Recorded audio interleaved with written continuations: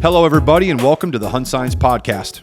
I'm your host, Eric Lance, a professionally certified wildlife biologist and natural resource professional, college professor, and owner of Land Source Consulting.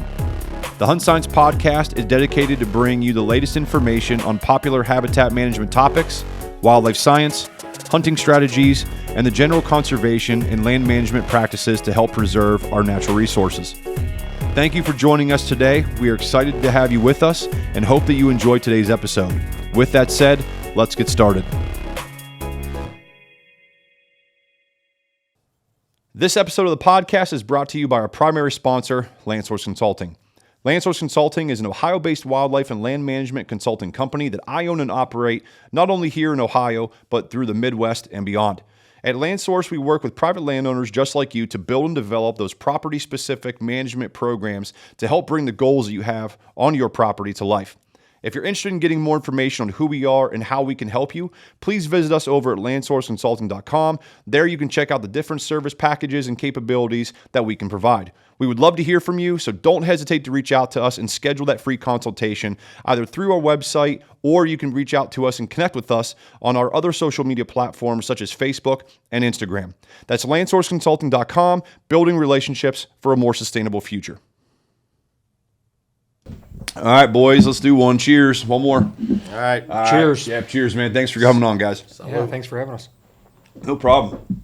So, yeah, like we were kind of talking off air, first of the year, this is really the first podcast I've done, for 2023. I've got a couple in the bank that I just got done editing. I took the holiday off, really. It just kind of got too crazy, but it's one of those things to where, Zach, I've been on. Al, thanks for coming. I know me and you've talked, quite a bit, in the past and stuff like that. Absolutely. But good to meet you in person. Thanks for coming up, man. Yeah. I know you're an Ohio boy and just had to get it going.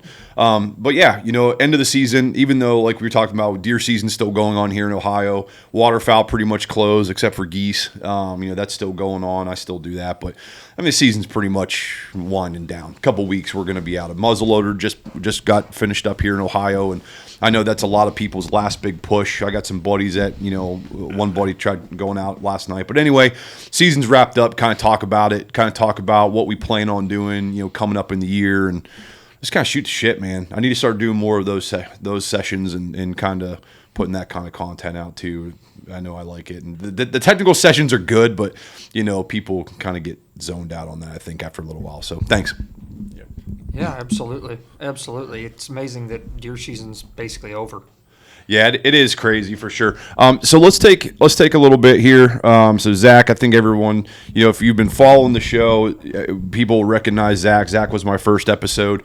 You can go back and listen to that one and get your background. I don't think you need to go too crazy and talk about that again. But Al, where you're from, what do you do for a living, and how long you've been hunting, and what got you into all that stuff? Yeah, well, thanks for having me. Well, I've lived all over Ohio. I grew up in northeastern Ohio. Southwest of Cleveland. I then went to school. Where'd you grow up? Lorain County. Oh, Lorain, okay. Yep, Lorain County, and grew up in a town there. It was pretty small. Farming was a big aspect. Now it's a great place to live. That's where my wife and I currently live. It's great school systems and everything, but the town has just expanded tremendously. But that's where I grew up and did a lot of rabbit hunting growing up with my grandpap. He also liked to deer hunt, but we had a ton of farms we could rabbit hunt, which is something I'd like to get back to. Actually have a couple things lined up in February. I think I'm going to get out with a buddy who has a dog, and it's something I miss. And it's a dying thing, man. Not a lot of people do it. Yeah, we did it all the time. We just used to get in, Grandpa's old Buick, and me and him would go out and park it next to a briar patch and just push it. We didn't even have a dog at that time, and I miss doing that. And that's kind of how I cut my teeth on hunting, and then hunted public land for deer basically until about 15 years ago, something like that, and we bought our first property. And, before that, hunted Salt Fork a lot, and it was tough hunting. Killed plenty of deer, right? Yeah. But it was just tough hunting, and public hunting is always a struggle, and that's where we kind of cut our teeth as a family, and then we bought initially 60 acres, and that's when my passion for habitat management really kicked in. Yeah. So I started working on that, and now we're up to managing, between owning and then I leased up a little bit of property that came adjacent. We're managing 359 acres. That's a now. good track. So it's a blessing. I mean, it's just not that rare in Ohio anymore. No, it's not. Yeah. So we're really excited. I mean, I like that more than even the hunting part, the management side. So I'm pretty obsessed with any time I can either lease or buy adjacent property. I pretty much try to put myself in a position to do so. But for a living, I own Vitalized Seed Company, which we're a seed company. It's highly diverse. And then I also work full-time for a manufacturer out of Huron County, Ohio. We manufacture specialty rubber polymer gloves, primarily used for the military over the last several years, but also for chemical permeation protection against things like acetone, methylethyl ketone, etc. Nice. Yeah, the public land thing, and I'm with you too. I know you and I, Zach, have talked about this. I love hunting, like upland birds, waterfowl, deer, I mean, you name it. I love hunting, but the management side of things, I love so much more. Like, it's just, me and Dr. Galsby were talking about that because we recorded a podcast not too long ago, and that'll be coming out here soon. And we talked about, too, the management side. Like, just that as much as you love hunting, if you love hunting, it kind of goes hand in hand, right? You hear Dr. Harper talk about it all the time. It's like, hey, man, if you love killing deer, you should love, killing shit deer don't like to eat. And it goes on from there, right? It's like habitat management is just going to make that so much better. I mean, Zach, you got land, you manage it. I don't have a whole lot of land that I manage as far as personal land goes. I've got, family land and stuff like that. But, you talked about public land. That's something to get into, too, because I know we've all faced it. Like, people suck.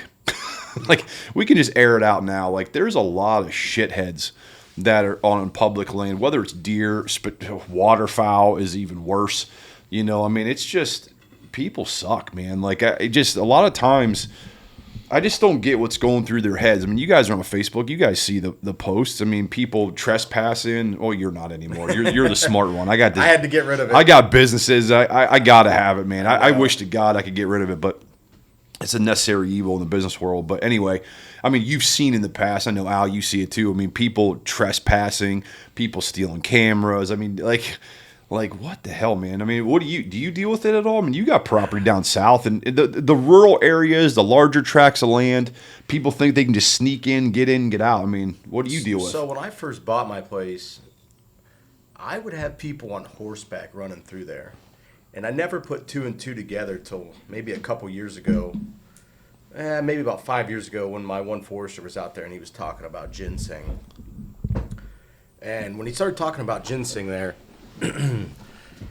he's like, yeah, you had some spots probably here, and he's seen some spots there. And those people that were on horseback would have pouches on them and stuff like that. And I asked him about that. He's like, what do you think? Do you think those people were getting ginseng out of here? And he's like, yeah, probably. Because he said there was a couple hillsides where I should have been putting, I should probably plant some too, and there might have been some in the past as well. And I did talk to the neighbor behind me on the south side, and he said there used to be ginseng on the one part of my place too.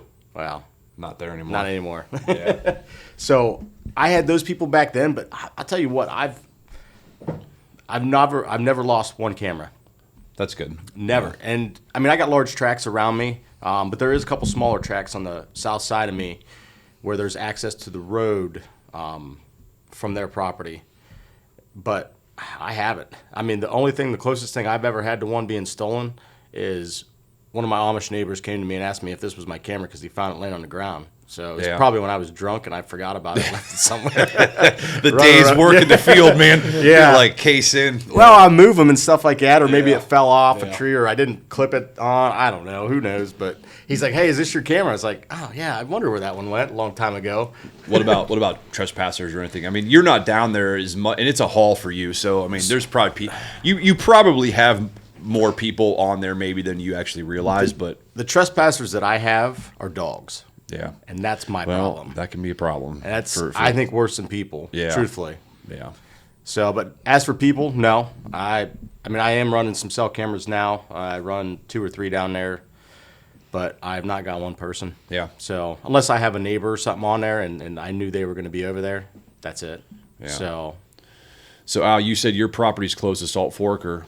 Yeah, it's not too far. So you probably run into it. So People don't use Onyx all that often to like figure out where the parcel boundaries are. Yeah. You know, people are either that or they just don't care. You know, So which is worse. We're pretty fortunate, very fortunate, because similar to Zach, like I know every neighbor. I added up one time. I think it's like for 2,200 acres. I know every neighbor and have their phone numbers, everything. So I've had on occasion, somebody, but it's always been odd times a year, like probably like a gas well worker, something like that. Yeah. And like you can tell the guy's like looking for a place like to go to the bathroom or something. He's like ran like right off the road. Get a dick pic on your fucking photo.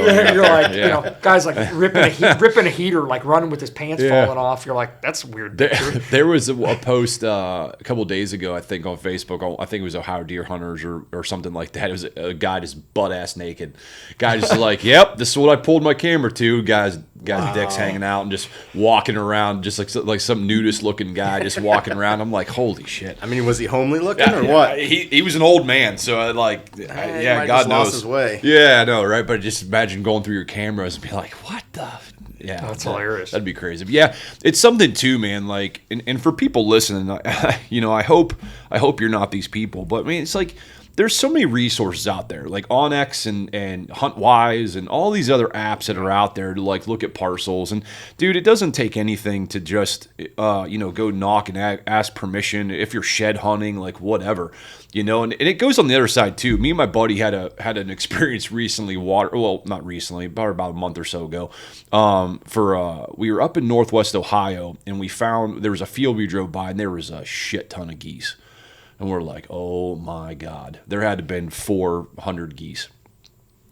So we went where we needed to go, and we swung in after and knocked on the guy's door, just like, hey, we're looking. And this guy comes out, hands in his pocket, already looked like just a piece of shit, like just just looked irritated. Like, I mean, who knocks on someone's door anymore? Yeah. But like, this guy's got to be used to it, man. And even then, like, you didn't have to, this guy ended up being a dick. Like, you didn't have to be a dick. Like, we came up like, excuse me, like polite, everything like that. And then, I asked the guy, I said, hey, there's just wondering if you allow anybody to hunt, geese on your property. We're driving by, we're from Northeast Ohio.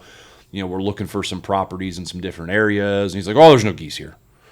Like, me and my buddy like look at each other, and we like just kind of glance over the field, like there's fucking 400 of them like right there, and they're honking like in the background, like. Yeah. And he just kind of looks at me, and he's like, my son's hunt. Like, you could have just said that, man. And I doubt they even do. So I mean, it's like, even if you're a landowner, like, and guys are harassing you about getting on their property, like, dude, it's discouraging anymore. Like, the way people just are. Like, hey, like, you know what?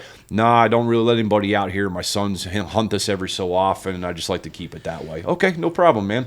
Yep. Appreciate your time, and if you ever change your mind, here's my number, and whatever. Like, you don't have to be an asshole to people. Like, it goes both ways. It does, and you got to think of it the other way around too. He very well could have been like that nice guy, let people come, and then somebody came and basically destroyed his property, or left a bunch of trash and shit like that. And now he's like, you know what? Yeah, screw you guys. Everybody that comes to my door. Yeah, I mean, it's you don't know his backstory, or he could just be a dick. I mean, it is what it is. I'm kind of gone. We're kind of we're kind of leaning. We were talking the whole way back, and we're like, that guy is a fucking asshole, man. Yeah. We're like, holy crap.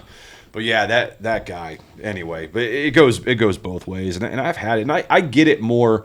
I get it too, especially if you own land for the hunting standpoint, and guys are 20 foot up in a tree, and the liability type of thing. So yeah, but yeah. I think the biggest piece of advice I'd give to somebody, though, because I listen to a lot of podcasts, I'm on forums and Facebook, and there's this like continuous rhetoric that if you own land and you don't live on it, then you might as well not own it, because everybody's just going to take advantage of it, right? And it's like, it scares people from buying land, or I think it kind of is intimidating.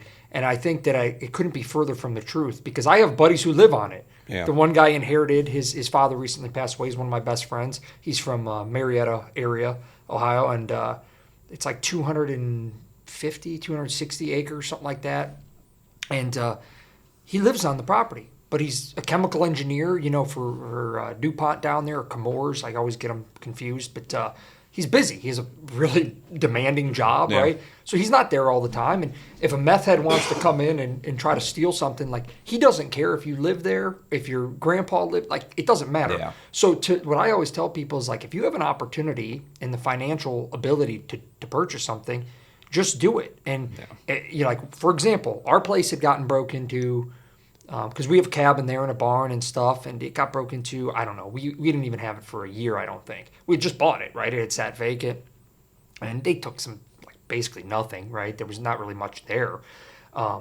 So after a couple years, we figured out some things. We got big gates basically welded on site on the property, not just like an ag gate. At least around the barn, like, you go that extra mile. I have signs. I have cameras. You do all these other things, and sure, it's we have road hunters and little things like that occur, but overall, it's been one of the best experiences other than the birth of my son, getting married, like, outside of, like, family stuff.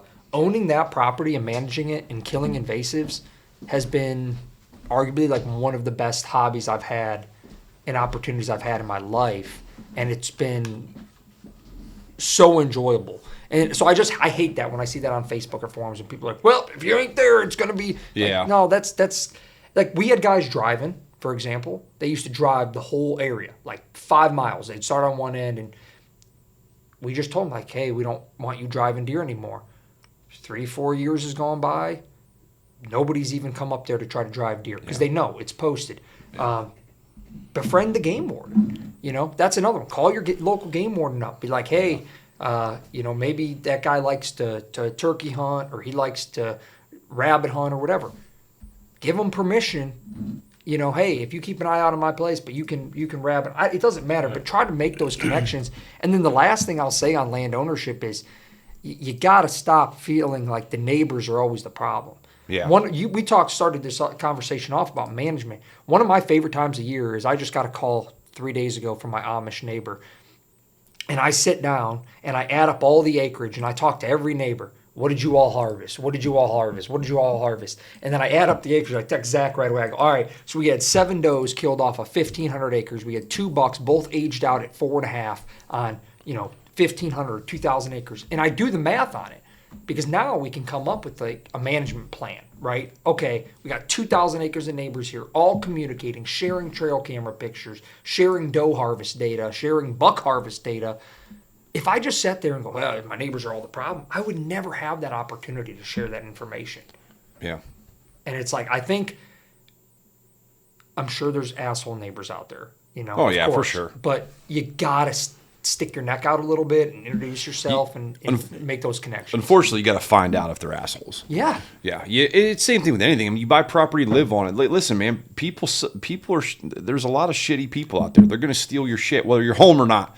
Like you said, I mean, whether you got a house there or whatever. So, I mean, yeah, if you got the opportunity to buy land, then buy. Just like you said, take that extra measure. Post the signs, befriend the game warden. I mean, yeah, it's just all those different types of things. But yeah. Well, yeah, just reaching out, to your neighbors is a huge plus as it is. I mean, just get to know them. I mean, be sociable with them. I mean, yeah, they might not have the same, I guess, long-term goals or short-term goals as you, but try to get on a common ground where you guys can work together, because most people that are buying these tracts of land are to hunt.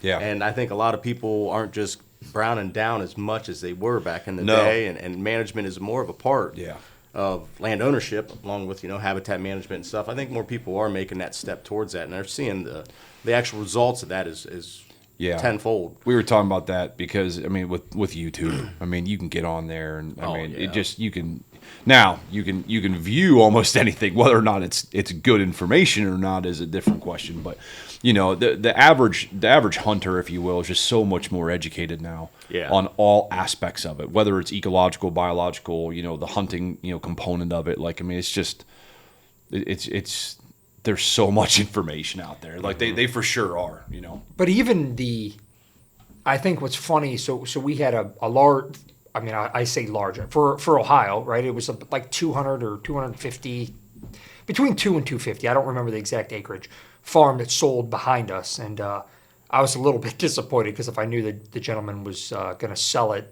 I would have done anything I could to buy a chunk of it. But it was kind of a weird situation, and even the family kind of sold it out from under some other family. It was kind of a bizarre situation. One of the situations you want to avoid. Yeah, so it was like, but anyhow, these Amish fellas bought it. So it was just so funny because, like, I have buddies, who are local to the area. I have buddies from northern Ohio. I have buddies from deep southern Ohio. And it was everyone. Oh boy, you're in trouble. The damn Amish. And they've been some of the best. They've been some of the shaking his head. they've been some of the they've been some of the best neighbors. Yeah. Like his father-in-law or his dad, I can't remember. It doesn't matter. Shot this buck I had on camera. I aged this deer just on trail camera pictures. I figured he's 3.5. I was like, oh man, he was really nice framed out, basically mainframe 8. And I'm like, man, if that deer's 3.5, he's got a great frame. He could be a stud at 4 or 5. His father-in-law killed him, and just to tell you how into management these guys are, he was like, I was really disappointed, but I sent the teeth in for cementum annuli, and the deer came in at 4.5. He goes, then I wasn't upset anymore because he was like, I realized, let's get him out. Yeah. And they shot 4 does to every 1 buck, so it's like they're awesome neighbors. Yep. And they're planting food plots. They've cut a ton of timber because they own a logging company. Yeah.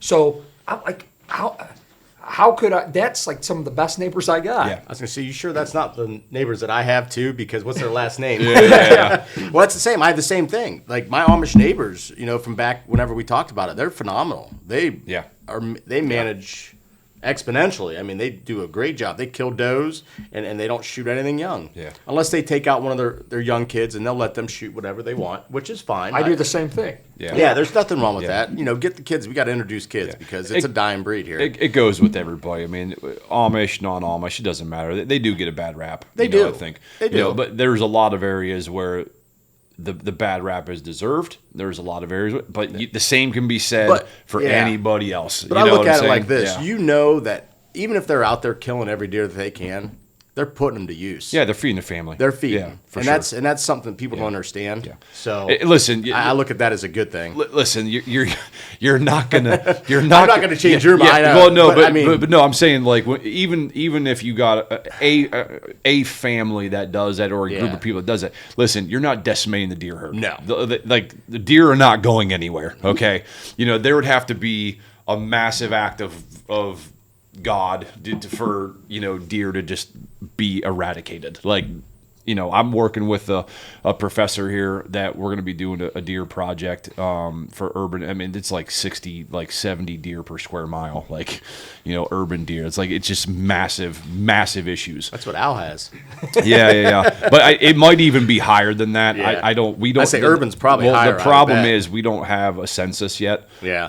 I forget where it's at. I just got a hold of him because me and him are kind of like the wildlife guys at the university. And the quality of habitat's probably bad too, I bet. Oh, so I haven't even seen it yet. Oh, yeah. Okay. Yeah, no. So to get, we've been talking about this duck study that I'm going to be doing, and this brought up, and he wants me to come in and give him a hand, help him out because I'm more of a deer guy than he is. That'll be interesting to see that data. Yeah. We got to sit down and talk to the park district and see what the hell. It's going to have a calling program. We're going to have to do a call, at some point. So kind of looking at that and do a census data, kind of see. I mean, I don't even know where we're going to begin. Well, you got populations that high. It's like, man, like it begins with a it's gun. not even exactly. It's not even worth. Yeah, it just depends on. Obviously, the limiting factor is finances. Like, what do you guys want to do? I don't know what they've got worked out with the university. Like I said, I'm coming into this pretty new. But yeah, I mean, it's going to be an undertaking, and it's going to have to be something too, which like urban hunting programs and stuff like that. You might have to open it up, or you're just going to be doing this every year, and it just, you got opportunities here to make money for your park district. Yeah. Like, there's a lot of guys like us that were like, People will holy pay. shit, People will pay. you seen the bucks that are in there? I will absolutely. You want to charge a special license? Okay, another tag?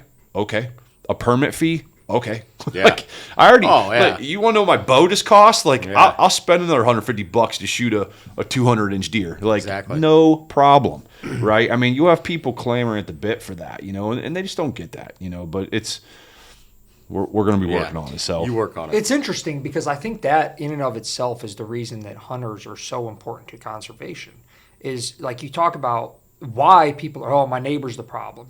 Because we care so greatly about the wildlife on our farms or on our properties or on our permission spots that it's like we don't want anybody else to take them. And I think that's where a lot of time, and I love the whole habitat management thing. Like I love it. But like we've talked about it a lot in text, and it's like sometimes it's so microscopically focused. And I'm like, guys, we have to step back. Like even at 350 acres, that sounds like a lot, right? It's not in a whitetail's range. It's not. I had a deer. I had shared it with him in basically July, August, September. Had pictures of this buck, mainframe 6x6, freaking hammer, you know. And he got killed as the crow flies, which he didn't do that. He got killed opening day of bow season. It was over a mile, and I was getting pictures of this deer. Consistent daylight, boom, boom, boom. So just to put it into perspective, you know, it's like, and he never was on any other part of the farm. He was only on this northern end. But going back to your point, if I never spoke to my Amish, like if I didn't find out if they are assholes, to use your verbiage, like I would have never known any of that data. I would have just assumed they shot 88 deer, they shoot all small bucks, they just drive hunt, they trespass, all this stuff. And on the flip side, I got to talk to him. Like, he knows of every deer that's been killed within a couple miles. Because they don't have a whole lot else to do other than shoot the shit about, you know, who's killing what. He's talking about habitat, you know, and now we're like good buddies. Yeah. And I always tell people this. Zach and I've talked about this a lot. Like, what would you rather have? Somebody who's cutting timber, doing food plots, shooting does, or, and I have some other really good neighbors, you know, but I know they have, I don't know, 5 or 6 of those real big boss buck feed, 1,200-pound feeders, and they're like, man, I'm seeing 12 does at a time at these feeders, but they don't really feel like dealing with a doe. I'm like, but you guys are just sucking them in, and then you're not harvesting any does. Yeah. And there's still that mentality where people think that, oh, the more does you have, the better chance you're gonna have to get a buck. Well, it's not always the case. Yeah, it's, you know, the whole thing with hunters as, you know, conservationists, you know, it's definitely something that a lot of people don't really understand. You know, you look at, obviously at the university, you know, I teach classes and stuff. We always, you know, have a week on, we talk about hunting, right? We talk about, you know, hunting as conservation, you know, what outdoorsmen and hunters actually contribute, you know, and you know, Pittman-Robertson Act and all these different things that are going on. And there's even others, you know, things that we do. And it's like, you know, when you talk with people about hunting, almost always you hear, well, I feel bad for the animal. Okay, let's go on a page called Nature is Metal, and let me show you how animals actually die in the wild. You know, I don't know if you guys see, there's a viral video, one that I like to show to you know, drive this concept home.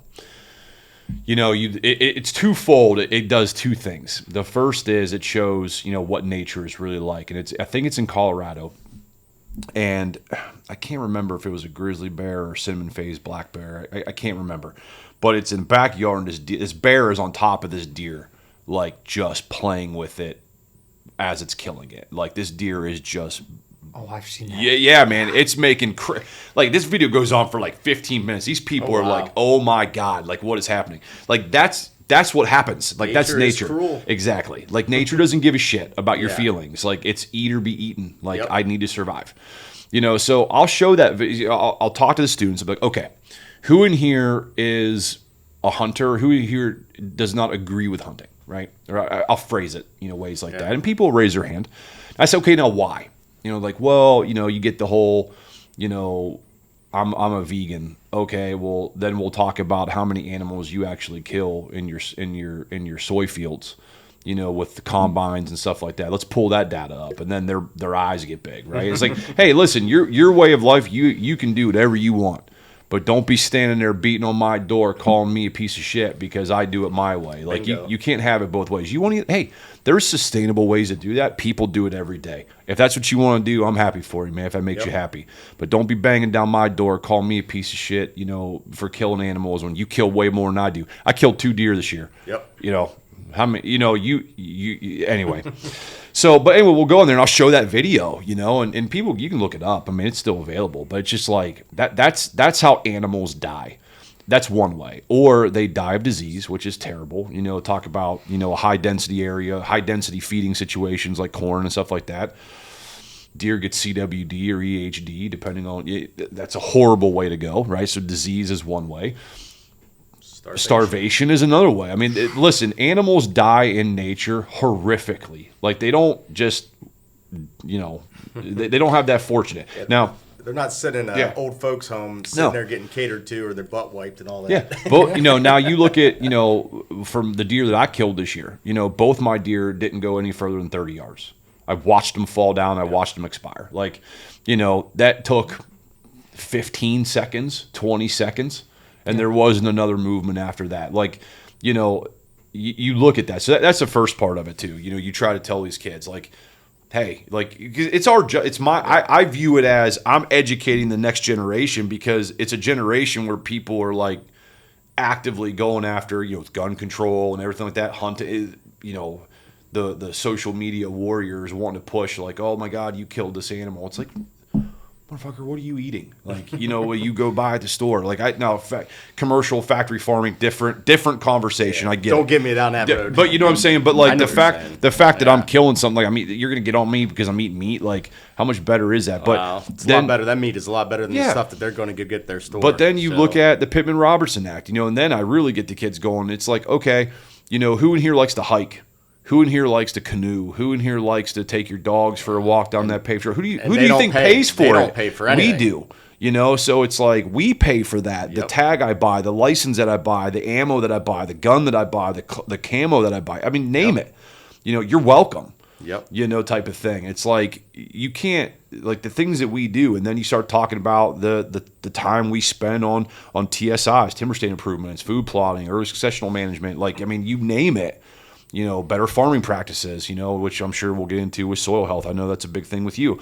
And everybody, but it's, what I'm saying? It's like, dude, like, I like to look at some of these kids, like, what have you done?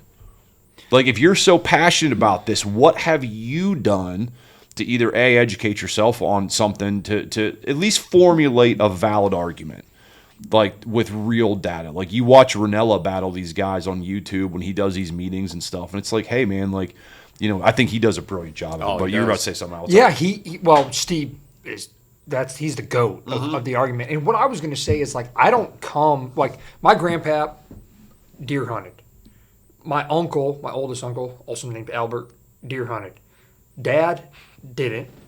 Mom didn't come from a hunting family. My other uncles did. My computer is going to drive me nuts here, boys. Sorry, keep going. Oh, it's all right. But my wife doesn't hunt, but my passion has been so strong in the way I've approached these conversations, like you just did, and the way Steve does. When I shoot a doe now, like, my wife and I think we've been together, we've been married, it'll be 6 years this July. We dated for so almost 10 years. When we first started, like, oh my gosh, you killed a mommy. Yeah. Now it's like, she understands the importance. And I'm very specifically talking about my farm. I'm not like this blanket idea of shoot does everywhere. Like, no, I think a lot of the Midwest, we need to shoot more does, plant more food, or in a lot of areas do both. But regardless of that, I think if we approach it from like an educational standpoint, and I loved your fact too, like, hey, I don't love factory farming. We could make a moral argument there. Yeah. But let's just talk about the importance of wildlife and deer numbers and why it's important to shoot does. And when you do that, it does change. Now, of course, there's always going to be people who just are unwilling to learn. But like now, I've seen even within my own family, they're like, oh, that's great. We understand that importance. Like, our farm's registered as a tree farm. They see the work that we put in to spray Atlantis. And so my son someday will see a 30, 40-year-old white oak, right? Yeah.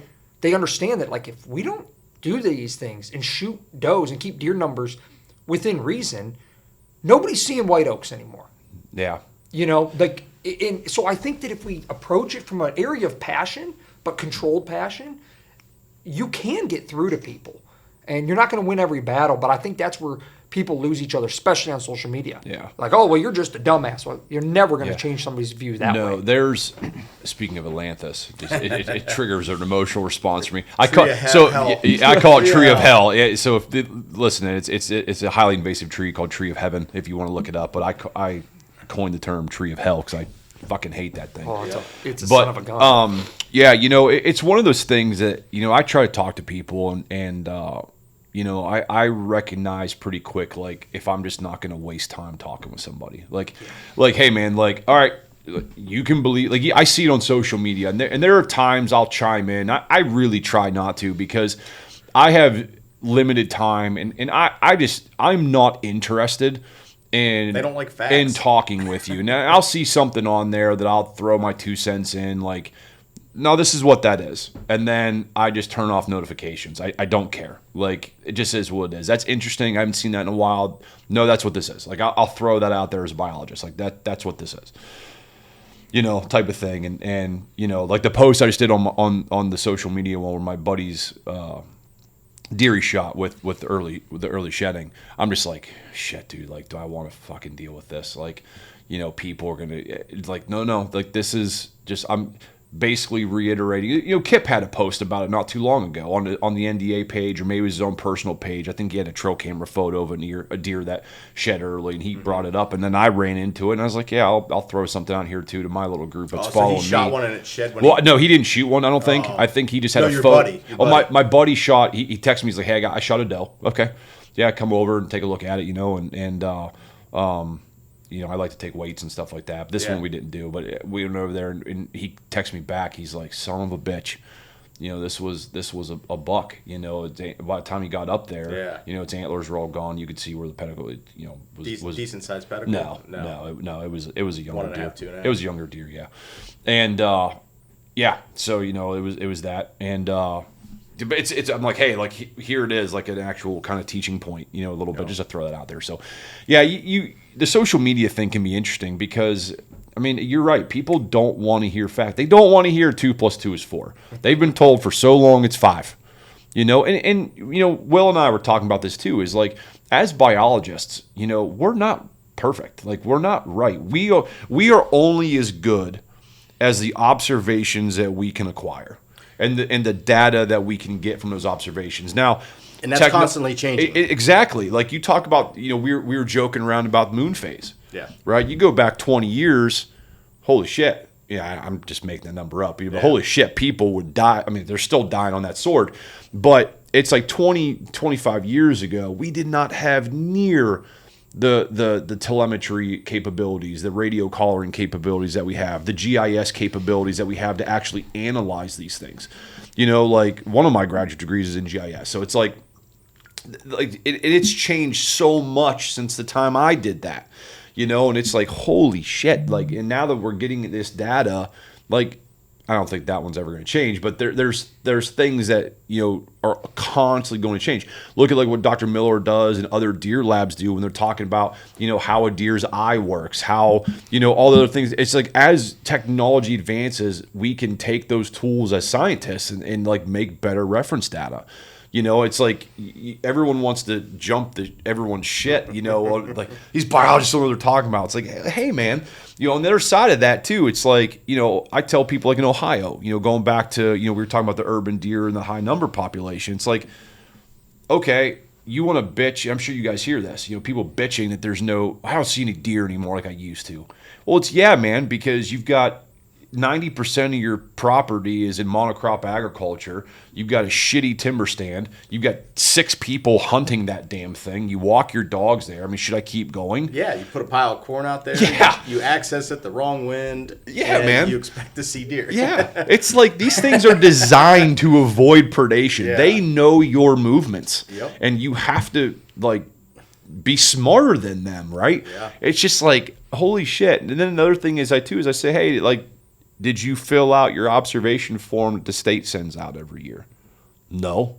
Well, like, do you go to meetings? Do you like you just sit here and bitch is what you do, right? You have no interest in managing your property. Well, I don't have dude, it doesn't take a lot of money to do a little bit of something. Go buy a backpack sprayer, go buy some herbicide, and start killing some invasive shit. Like, start small. start doing something. Yeah, Steel has their what is the MS 170 or 171? They're like $179 now. Was that a sprayer? no, he's talking about chainsaw. Yeah, but it's a nice light. Like I got a farm boss, and I love that saw. But I thought about buying one just for like doing some TSI work because I'm like, it's a lighter saw. Well, you can do a lot more easier girdle with that. With for sure. I'd like to buy. I run a 200T. That's the top handle. 201Ts. Those are they're commercial. I got a Husk. I got the big old 460 Rancher. Or whatever. Those are sweet. Kiss my ass. I know, just messing with you. But no, running those top handle saws. I mean, the power that those things can implement is amazing. Oh yeah. It's funny you guys were saying that because I was out. What was it? This past weekend I had to run down there. Oh, it was Wednesday or something like that. I ran down south. I had to meet with an adjuster because I had a pipe burst in my cabin and had water everywhere. So I was down there. I was like, well, might as well utilize my time a little bit. So I went out and started working on some of my timber stand improvement I had out there. And part of it, some trees that I had that I didn't want to fall into trails and stuff like that. I always just double girdle them. Yeah, that's my thing. Double line. Just double girdle them and go. And I run that 200T, man. That baby just runs like a rape date. It's like it adds nominal amount of time. Yeah. Like you're doing it with a chainsaw. Yeah. You're going around in a circle twice. Yeah. You just clear everything out around that first so you don't fall. Do you squirt it too? Or I don't initially because all that water and stuff's in there. It's just going to push that herbicide right out. So I might maybe in the spring go in there and hit it with spray it. I need to get more Harper's mix.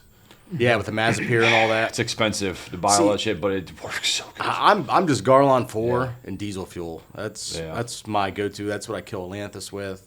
Autumn olive, any of that. I'll even hit glyphosate on autumn olive when it's got foliage on it. So. Sometimes I'll put in a little glyphosate in there. Yeah. So if I'm spraying that's right. I'm driving down the road and I see a green up autumn olive, I'm like, well, I'll just hit it because that glyphosate will work and try to get some on the basil, but especially if I'm just really focused on Atlantis. Yeah. But going back to your point, Eric, about people complain about the ODNR or they don't fill out the surveys, and it's like I always just want to ask people, like, well, what are you doing to move things forward for hunters in general? Bingo. Like last year, somewhat of a plug, but we had a good first year with Vitalize Seed. It was awesome. We had a ton of support, and I sat down with Jared, who's the co-owner of the company, and I'm like, let's make a donation to MSU Deer Lab because, Dr. Bronson Strickland, Dr. Steve Damaris have been on Jared's podcast before. I read their book, Strategic Harvest System, 3-4 years ago, probably emailed them immediately. I'm like, this is profound. Like, I want to have all these questions. They're coming on here. They're just amazing guys, and they took the time. And I'm not nobody. And I'm emailing them, and they're answering my questions.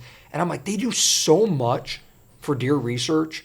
I was like, let's donate. It wasn't a life-changing amount. I wish we could have done more. Yeah. But it's like, give back, And people say, like, well, I'm not happy with the ODNR. Did you fill out the surveys? Have you gone to the meetings?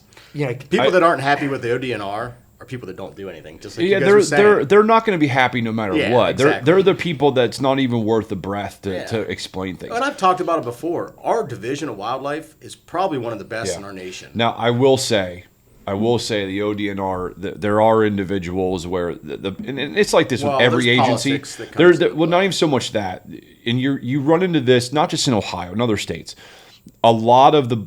A fair majority of the biologists, I don't even know percentage, but there is a statistical relevant percentage of biologists with state agencies that aren't hunters, and that's got to change. If you're gonna be a biologist for the ODNR. I did not know that. Yeah. Oh, yeah. Yeah. I mean, I've worked with them doing pheasant forever projects in Southwest Ohio. You can't put somebody out there. 100% not hunters. Yeah. Now, this was 10 plus years ago. I've worked with them in other states. 100% not hunters. I mean, they're just not. But there's a lot of them that are. But honestly, it's one of those positions. If you're going to work, I'm just going to use Ohio as an example because where all three of us live. If you are going to be a state biologist in any capacity for the Ohio Department of Natural Resources, okay, you should be a hunter or at least have family members that hunt and understand it. You don't have to be a hunter. Maybe it's just something you don't want to do, but you understand it. I've got maybe you're a person that says, you know what, I don't really care for it. I understand it. I got a whole bunch of people in my family do it. It's just not for me. That's 100% acceptable. I have no problem with that. But you get people, and again, as an educator, not full time, but as a educator for going on 10 years almost, I see this next generation coming up, and there is a lot of people that are interested in conservation. Like my last class I just finished up in the fall, probably close to half of my students were conservation majors. I think 2 of them hunted. Wow. So it's like, okay, and again, you don't have to hunt, No. but you have to understand its importance and its relevance to conservation, and understand that there are ways to go about doing it correctly and not correctly. And to have Al and Zach, you guys are not scientists. You guys are landowners.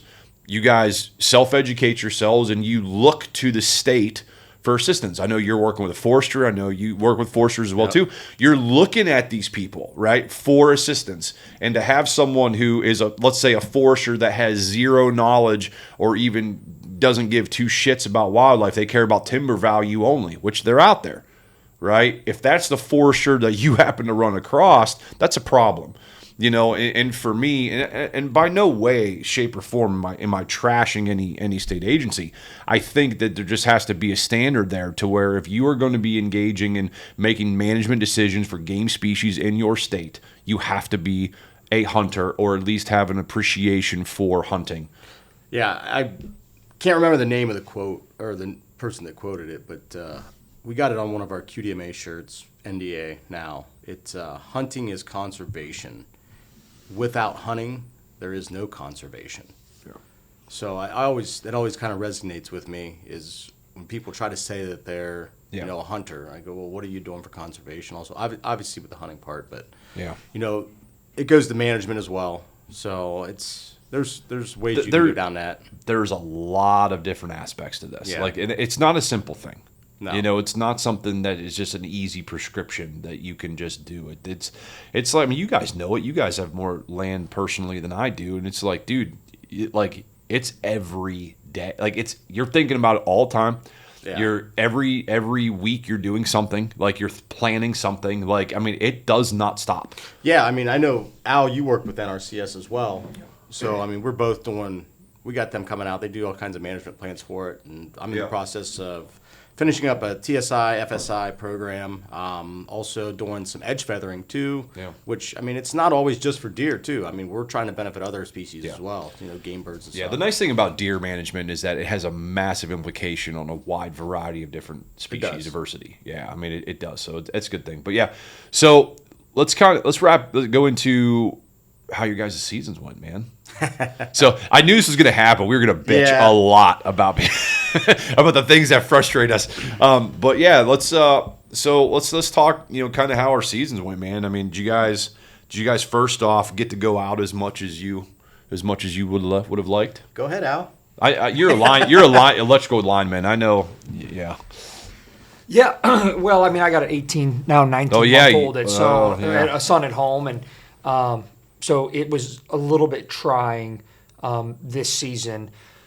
But, I mean, I had a great season. I shot 2 does and a buck. The buck took me a lot longer than I would have liked to kill, but I've been fortunate the last 2 seasons. I killed one opening day that I had patterned, and then I shot one November 3rd off the farm that was a 5.5-year-old, and then this year it took me till January 5th to shoot a pretty nice buck.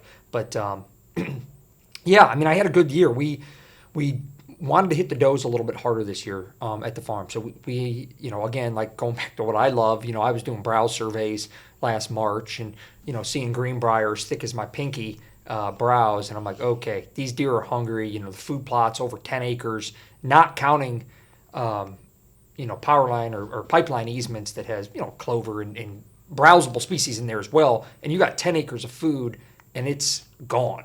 I'm gonna use that browsable species very, very lightly because I do a lot of utility work. like linear corridors, maybe initially, but that shit gets bad real quick. It's terrible mixtures that they use. But anyway. Well, it does almost turn into like basically a fescue monoculture. Well, they're like, oh, there's clover in here. I'm like, yeah, but fescue grows in rye, and there's annual rye in there, so it's like it grows like that. It's like that clover has no chance. Well, especially in high deer density areas, because you'll just see them. I mean, I can tell you just from an observational perspective, where I used to see deer browsing a lot, you don't see them browsing up there because it's just fescue. But I even noticed last winter the deer pawing through to eat fescue. Yeah, that's bad. I'm That's like, not good. That's bad, yeah. Autumn olive browse. So anyhow, we wanted to shoot some doe. So it was really fun. My really good friend who I was talking about earlier from Marietta area, he shot a beautiful 7.5-year-old 149-inch mainframe 8-point opening day. Damn. He had him patterned. He did so much work on this. He found where he was bedding, stayed out of that whole 40 acres, and just was watching this deer come into this food plot he had planted every night and set up it at 40 yards. He has an old Jennings. It's from like 1988, and he just Makes it that much sweeter. and he just pinwheeled him at 40 yards. It was awesome. So he was tagged out with a buck, and he's like, "Hey, let's try to shoot some does together." So we got up. He shot a doe, I forget, Friday night or something, and then Saturday he's like, "Well, I'll sit with you," and he actually filmed me shoot a doe at 30 yards, which was awesome. So we just had a great season, man. I mean, my youngest cousin, he's a second cousin. He's like 12 or 13. He shot his first buck ever. Nice. So I got him his first doe last year. He shot a 5-point buck, and then my other cousin shot a doe or shot 2 does. So we ended up shooting, I think, 4 does and 1 small buck off the farm. And there was 1 deer I would have killed that was probably in the 60s, and he shed out, I think, before the second gun season. It was weird. He shed out pretty early, or maybe it was right after.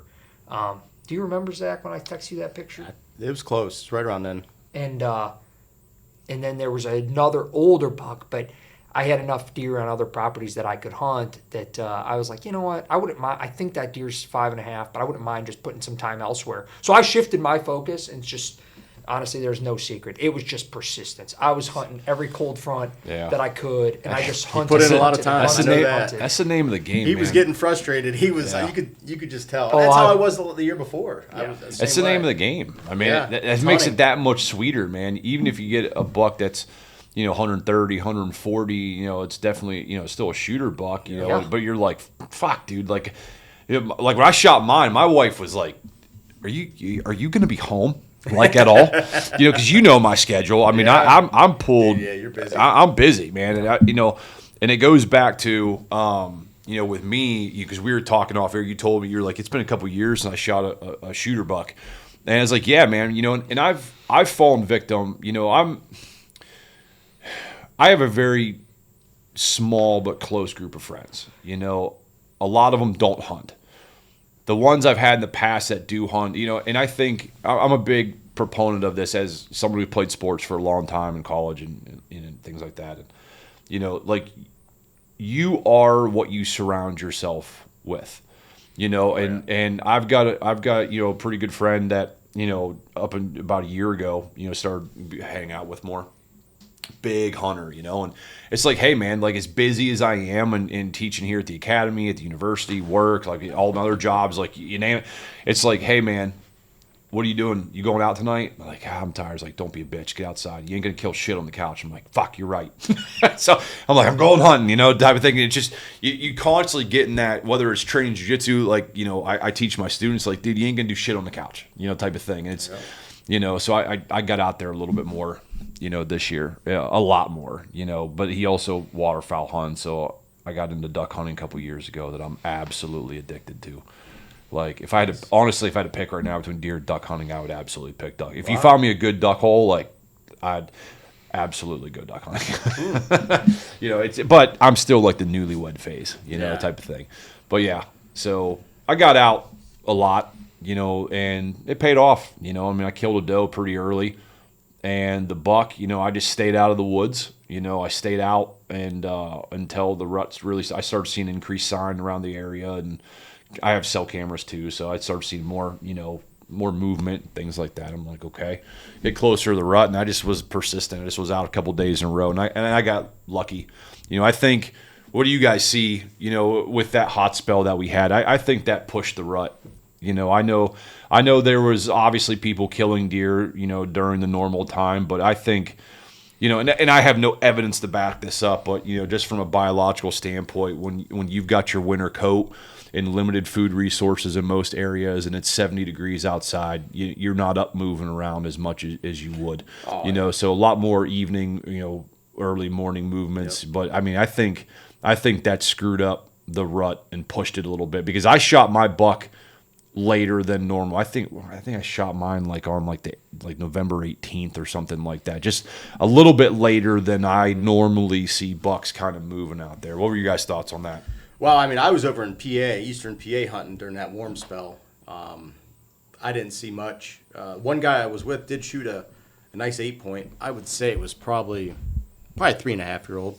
Yeah. 120 inch, 8-point, which is pretty good for over there in Eastern PA. Over in Reading area. But the area we were hunting at does have some pretty decent deer that I've seen in the past. I've hunted the property a few times in the past.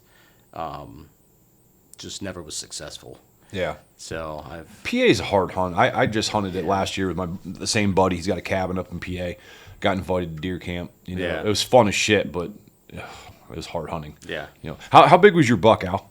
I mean, so he was right around 115. Okay. He had broken brows, so he's close to 118, 120 inch deer if he had his brows. But he had, I think he was a 3.5-year-old. He actually weighed almost 170 pounds dressed. So I'm a horrible biologist here. That I purposely I didn't age mine and I didn't measure him because I want to do it for the podcast. I'm gonna do a little video. Nice. Oh, cool. So I'm waiting for my kind of show how to do it. Yeah, I'm waiting. I'm getting as far as like the measurement, as far as measuring, like a typical deer, like, hey, this isn't a Buckmaster's, official score. Yeah. But if you want to get an idea, like this You're pretty close. Yeah, this is what it is. Yep. To do the tooth wear replacement aging, I haven't even aged mine yet. I've got the taxidermist. Excuse me. He just gave me everything. I put it in the bag. I told my wife, put it in the freezer. I don't want to look at it because I'll age it. I want to do like a compare and contrast. I submit off the deer age to get my packet, and then I'm gonna send the teeth out. Then I'm gonna do the first part of the video where I do tooth wear replacement, and then I'm gonna do a second video once I get the results back to see cool. kind of how close it was. Yeah. Because the tooth wear. Anyway, we're going down a rabbit hole there, but yeah, I didn't measure mine or anything, so kind of. That's curious. The first deer I've ever measured. Yeah. So I should have probably measured the 5.5-year-old because I sent his teeth off to deer age, but I've never really been a fan of measuring deer, and the main reason is because I was very happy with I hunted my rear end off. I was hunting a small permission. Like, I would not have shot that deer on my farm, but I was hunting a small permission spot where the landowners were like, it's basically an orchard, and the landowners were like, we really need some deer removed. We shot a couple does off there and never had seen that deer before, and he came in. I had 10 seconds. I'm like, yeah, it's time to fill the buck tag, and I'm mounting him. I'm happy with him. He has 10-inch bladed G2s. Yeah. And, and then you score these deer, and the deer I killed 2 years ago, Zach knew that deer, and our buddy Danny, because I passed that deer at 3.5 out of the same stand to the day 2 years before. And it was just crazy. So to kill that deer, there was so much history there. And he was 5.5, weighed 186 pounds dressed. I'm like, am I going to score this deer and then be disappointed and take away from how cool of a story that was? So I just put him on the wall. I love him. I see him every day in my office. I'm like, I'm not even putting a tape to him. I have to check my notes. The only number I remember, he was 225 live weight, the one I shot. Huh. And it was funny because my main property I hunt, my parents' property, they don't own a large tract of the woods, but it's 300 acres around wood. It's just, maybe not that much, but it's a lot of woods around. And then we have this little sliver of it, but it's a perfect little sliver. They bed over here. There's an orchard and food sources over here, and they either go that way away from me because there's other food sources that way, and it's just I might as well get down, or they travel right by my stand. It's a travel corridor. I've got 2 stands in that area to switch it up so they keep them guessing. But yeah, I think I had 6 doe or something come in. There was 2 more mature. The matriarch was there. There was another, I want to say 2.5, you know, just a little bit older does there, and then a couple fawns. And I was like, all right, you know, the one doe, I leave. I would love to see her down. I don't want to see her down, but when the time comes, I'm hoping I'm the one that does it, because I would love to see how old she is. She's been around for a hot minute, because me and her have history, because every time she's always the last one to go by my stand. She knows, like, this is an area where we got to watch out. That's why I got to constantly move stands, because I got to keep her guessing. But you'll see the younger ones kind of come in, and you see her kind of hit the brakes and kind of trail back, and she's looking. I'm like, damn, that she needs. I know. But she throws twins every year, at least. I've seen her throw triplets once. You know, I see her on camera and stuff. So I'm like, I've had so many shots on her. I'm just like, I don't want to take her out. Like, she's a good breeder. She came in, and I was like, you know what? I'm like, it's time she goes down. Like, she let her guard down, and she was walking up. I'm like, this might be it, man. You know, I was contemplating doing it, and she was coming in, and I had my bow and everything. I'm getting ready, and just out of the corner of my eye, I heard, and I'm like, holy shit.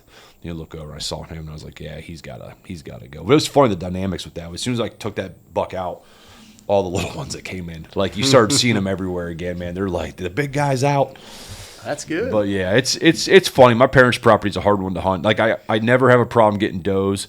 The bucks, I don't get too excited about. I don't even really look for them on. I mean, I look for them on camera, but every buck I've ever killed on that property, I've never had a photo of, ever. You know, it's just it just there's a lot of does. Bucks get pushed out. Bucks get killed. Bigger, more mature bucks come in because we've got mature does. Like, they come in, throw their weight around, and if I happen to be there, I've gotten 2 of them, you know, but it's well, that was a pretty nice buck. Was it a 10-point or more? It was 10-point, yeah. I just, like I said, I stayed away from guessing and everything. Yeah. Like, I don't want any biased numbers here. I want to be like, you don't want to make a run back down to the house and bring that thing out. No, he's at the taxidermist now, so okay. I can't even. That's why I took it to him. I called the guy that day. I said, hey man, I gotta drop this off to you. I was like, because I was like, I'm gonna end up looking at I'm gonna end up scoring it, and I'm looking. I can't do it. I want to film some content with it, and I want to, like. So you're gonna do it when it's mounted, when it's done? Yeah. Nice. Yeah, I'll do that. The tooth, I have the jawbone and stuff at home, so I can do the tooth part, you know, when I get all that stuff going. But yeah.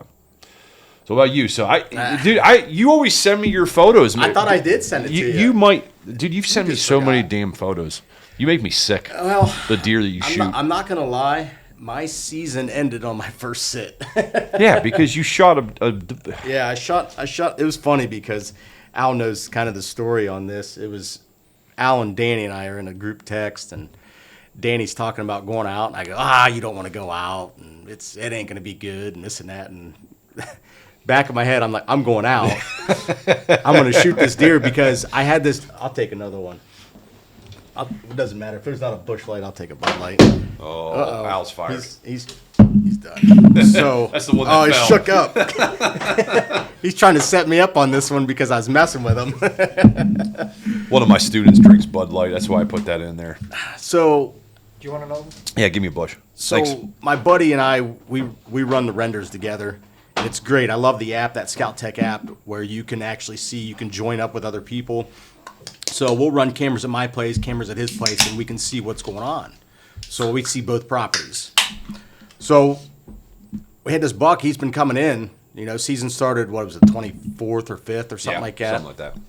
And I couldn't get out or anything like that. And we have this.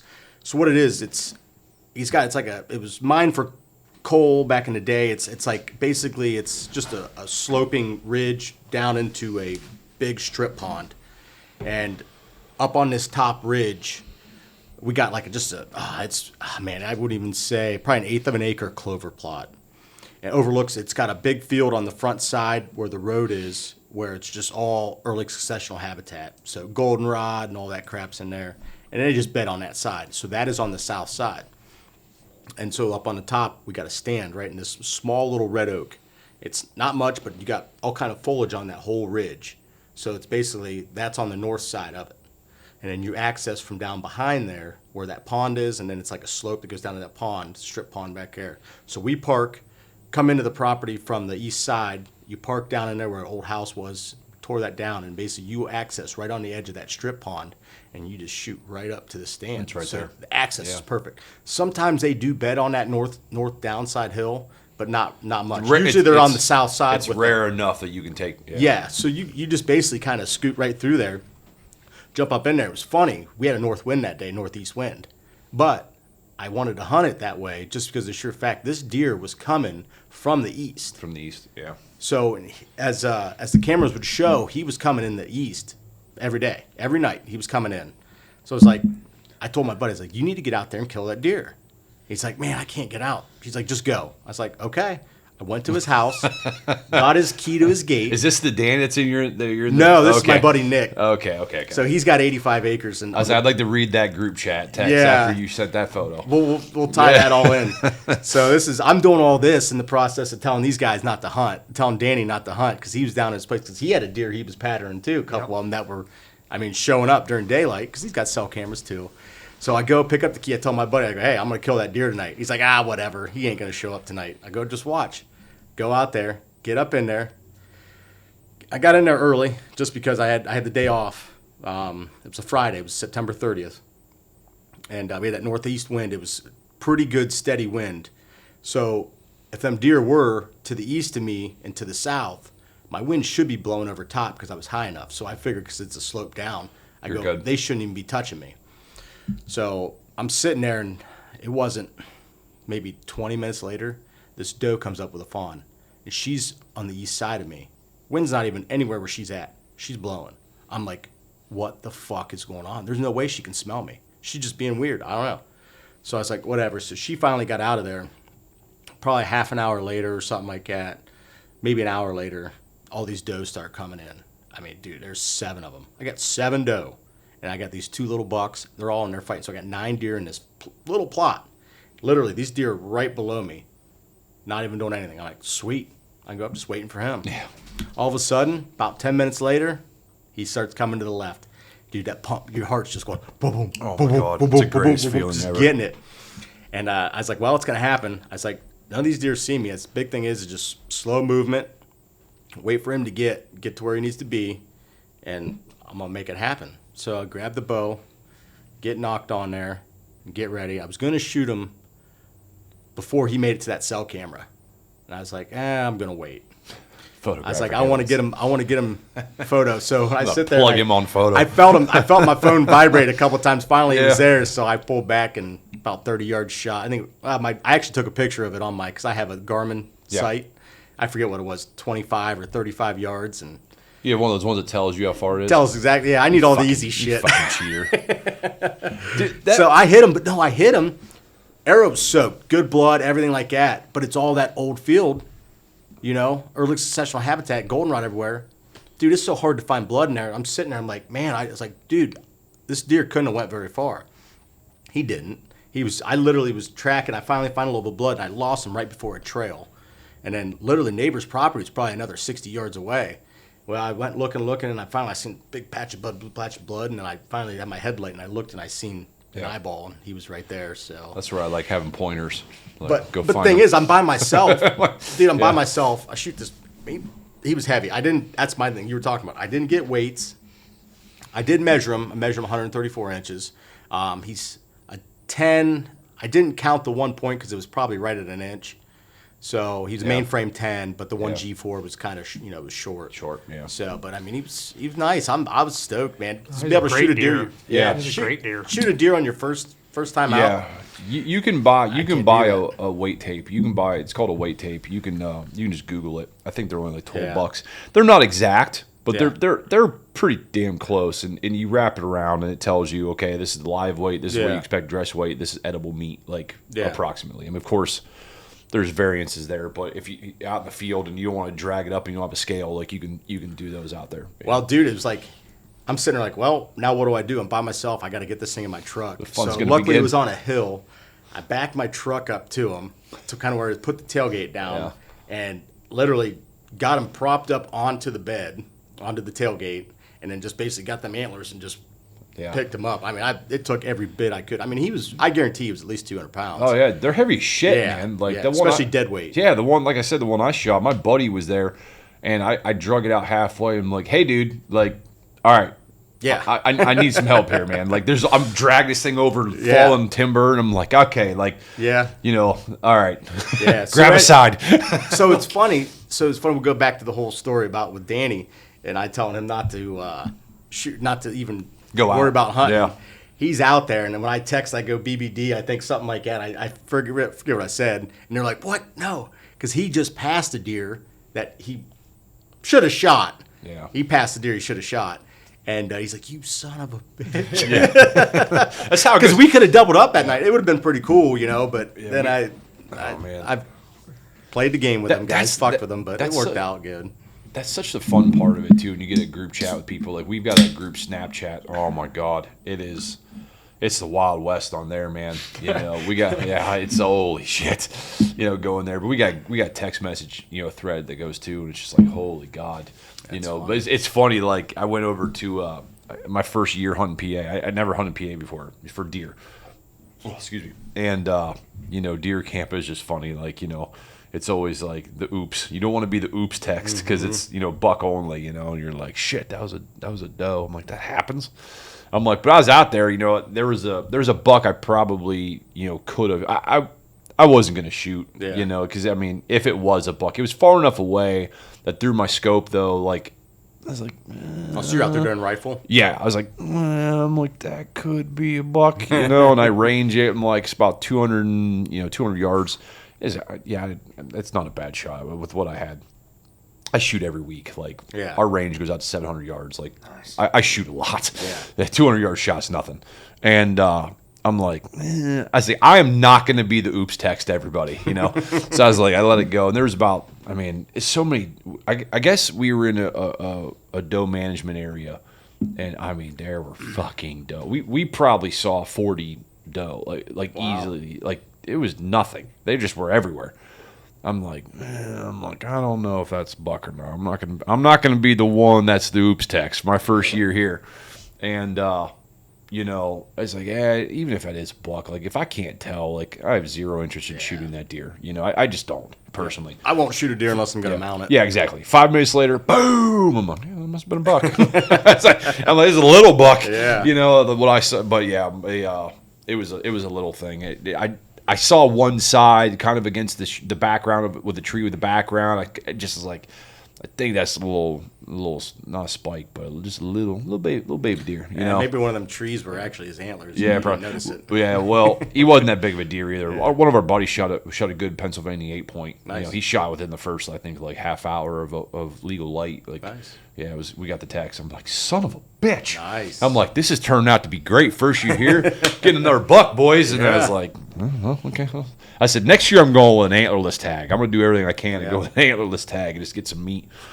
Yeah, I'm still trying to do the 2 bucks in a season with different states. Yeah. We were close that one year. Yeah. He and I both killed. Didn't we both? We went to Pennsylvania together. Yeah. And first freaking night, I was at full draw on this deer, and he just wouldn't stop. Yeah, and, that's frustrating. It was crazy. And he was a nice deer, probably 120-inch, yep. Pennsylvania deer. And then I forget, you ended up seeing a good deer that well, I shot, the buck I shot was probably 140-inch deer. Oh, that's right, yeah. And it's funny because I should have shot him when I had a better chance. It would have been a quartering 2 shot. Yeah. Now it still haunts me because I sit there and look back at it and I'm like, I had perfect opportunity at 30 yards to shoot a quartering 2 shot. Though it's not a good shot to do. Yeah. I know I could have put the perfect shot on him, and I waited too long, and when he was basically directly underneath me, so it was more of a straight down shot. Yeah. And so we waited. It was what, a day and a half? Yeah. God, your heart had been going. You were like, well, it was. And I actually called a dog. I had a dog come in because I was like, I'm not going to take any chances. I just looked kind of around. I had blood, everything that passed through, all that good stuff. Got the dog, and that dog, I was impressed with the stuff that we went through in the specs at such far distances that we found. Oh yeah, man. Because that was all like goldenrod and stuff too in that. It was until we got up into that hillside where it was. I was on my hands and knees, crawling through stuff, and the dog was. Yeah. It was good, and didn't find it. So I would assume it lived. 3 days later, 2 days later. Yeah. Yeah, So I think this year I'm going to try and do the $2 thing. I got a buddy of mine I used to work with, has a 1,200-acre lease down in Kentucky, and they want to manage it, so it kind of worked out a little bit of a deal type of thing. Nice. To kind of be like, hey, I'll help you manage it. Let me come out and hunt it, stuff like that. you So get an extra person. I'm all for Yeah. it. I love Kentucky's my state. yeah, Man. so I'm like, I'm going to go down there, and I keep saying I'm going to go down there because I have such limited time. Yeah. I would like to go down there probably during rifle, but by the time it's rifle season, like it's a hard time to hunt down there. So I'm just gonna go down with my bow. I think this year I'm gonna talk to him and see about going down. But Yeah, my game plan, I was talking to another buddy of mine, but I think we're going to go down and do public again, down in Grayson Lake area. So it's right over the border, not too far. Yeah. Go down there for some velvets.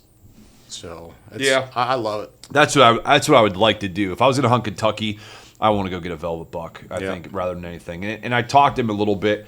The problem with the rifle season down there is it coincides with the pheasant releases up here. And I'm like, I gotta get out and shoot some pheasants, man. Yes. I think a velvet buck would I kind know. of take. Well, but you're not gonna have a velvet buck in November. Well, oh, November. Yeah, okay, I see yeah. what The you're pheasant release, they start releasing up here in November. Okay. The rifle season in Kentucky, I think, is like saying. November or something. Or Yeah, Kentucky's is like mid-November. yeah. I'm like, I gotta get down with some birds, man. Like, Yeah. especially this year, I got a buck already. I was like, yeah, I'm gonna pass this year. Yeah. But I put in for the elk draw, so hopefully there's elk on the property. He'll send me Oh, photos. so yeah, he's, like a he's dick. in the restoration area. Yeah, like a dick. He'll send me a photo. Like my brother sent me his photos. Like there's like Nice. 40 elk out there. There's a trail camera with. I don't know if that's. Do you know what the exact county number. that is? I don't know. Yeah. Yeah, I've asked him 3 times. It's on my text message. Probably Morgan McGoffin or something like that. I'll look off air. But yeah, he'd send me a trail camera photo. I think not too long ago with an elk walking by. I'm like, I just That's want sweet. I just want a cow. I don't Yeah. get like I obviously get a bull. Awesome. I just want a cow. Like I just want to shoot an elk. Yeah, I don't care. I put in for that every year too, but I never put in for the cow. Yeah. I put in for the firearm and archery for bull. Yeah. Both of those. So I was like, I don't care. I just want an elk. But yeah. So what do you guys plan on? What do you guys plan on doing? This year. So Habitat work. I'm still working on. Let's move into that segment. Well, I just signed up for another NRCS contract, so that's going to be starting because those all were ending last year, 2022. Signed up for that, and then so that won't get implemented till this year, which should be getting the approval on that. Doing some more habitat work. That's where I talked about the edge feathering and some other invasive species control, autumn olive, and in some of those areas. So obviously, when you go and you do your TSI, FSI. When you open it up, canopy opens up. That's when your invasives pop up. So Yeah. Well, it's kind of 2 and 2 right there. Kind of they go together. So that's what I'm going to be working on. And kind of segment this too is people listen. Maybe they don't know. I mean, I think a lot of people now kind of know, but this time of year is really where you need to start thinking about timber stand improvement. Yep. So when you say TSI, timber stand improvement, forest stand improvement, FSIs, I mean, it's just that this is the best time to do timber work because you're not dealing with a greened out canopy. Yep. You can see really easily what you have to deal with, type of thing. And you can if you're going to girdle it, you can kill it before the nutrients start pumping back up and start, the comes out of senescence, right? So, you start going out there and look at this to see what you got, going out there and get a book, whether, I mean, there's apps now that you can buy for like $1 that you can just take a photo of the bark and it'll tell you what it is. For the most part. For the most part. And I'll tell you, I use them a lot just to see accuracy. And some of these, I've even taken like blade of grass and it's gotten it. Like as a biologist, I know what that species is. Well, I'm just see how good this thing is. And I'm like, son of a bitch. I'm like, it got that. I'm like, all right. So I trust them a lot more now, and we use it quite a bit because you can't remember everything. Yeah. But you go out there and just know what is on your property. What's the 5 dominant trees? Do you have red oaks? You have white oaks? Is it musclewood? You got hickory, shagbarks? Do you got beeches like maples? Like what is on your property? This is the time to do it. Well, that's one thing that all goes in play into land management or owning land, I guess should say, is getting that forester out there. Yeah. And have them put you in a plan, because when they put that plan into place, they're gonna basically state all of the species that are in there. They'll segment it into whatever sections and say this section right here has this species right here, this whatever, white oaks, hickories, musclewood, ironwood, whatever you want to call it, dogwoods, stuff like that. And then this section right here might have, maple, silver maple, hard maples, this and that. So that's what you kind of know. You know your sections, know what kind of tree species you're going to have, learn those species.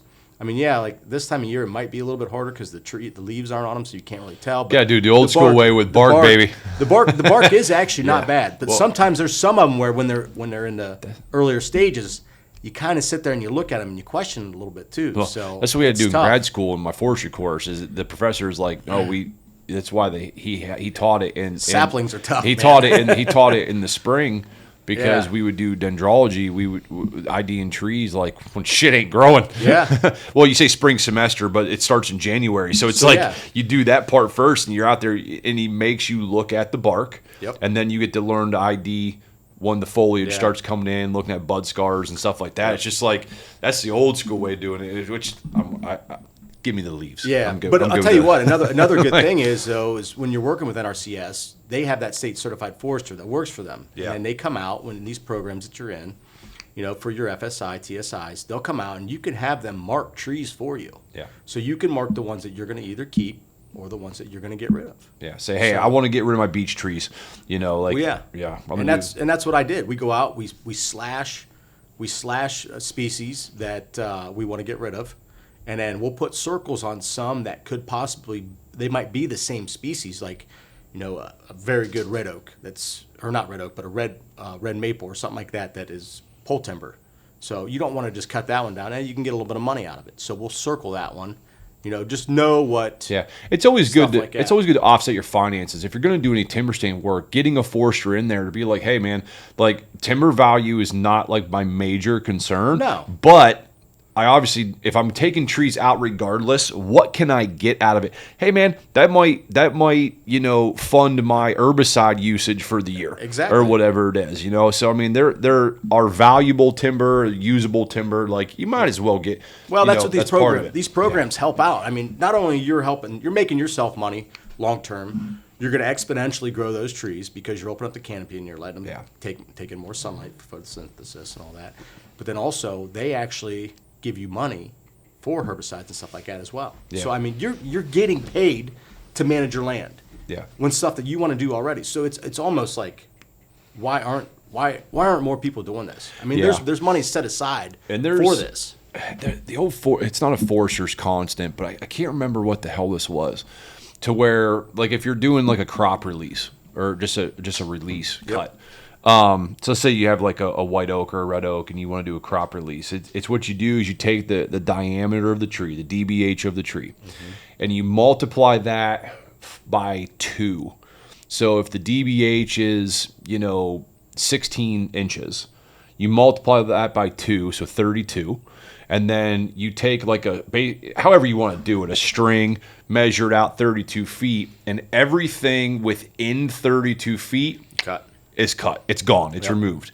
Because a tree's growth is directly proportional to that of its neighbor. So once the canopy starts touching, it signals to the tree to stunt secondary growth, the girth, to instead put nutrients into vertical or primary growth, like you said, to outcompete for photosynthetic, resources. So that's the idea with it.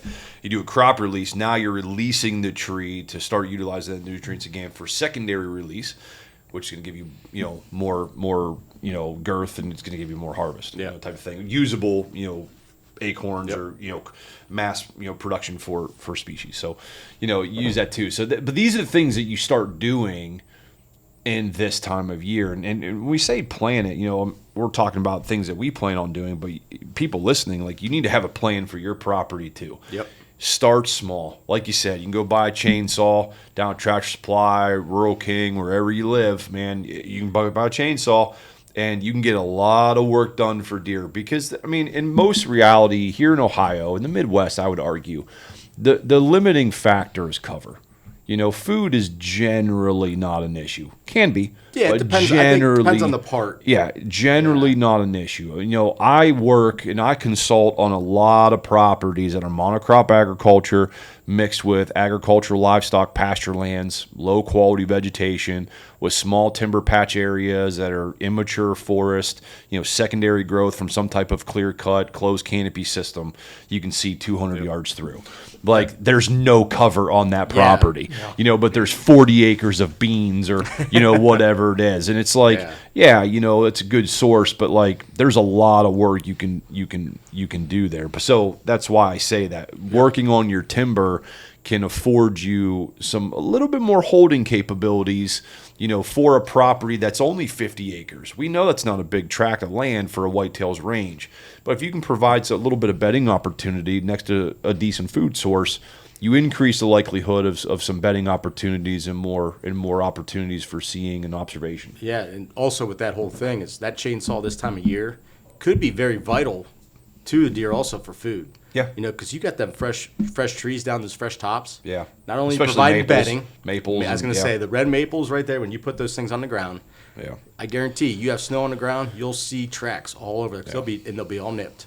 They'll nip in all of those. Yeah. That's great food to help them get them through because, obviously this year has not been too bad other than that cold snap. It's Ohio. So it varies. But, we still got 2 more months where it could be very variable. Yeah. So, and that could be crucial food, in a place where it's not managed. So, chainsaw work could help out quite a bit. What about you, Al? You got some plans for some timber work?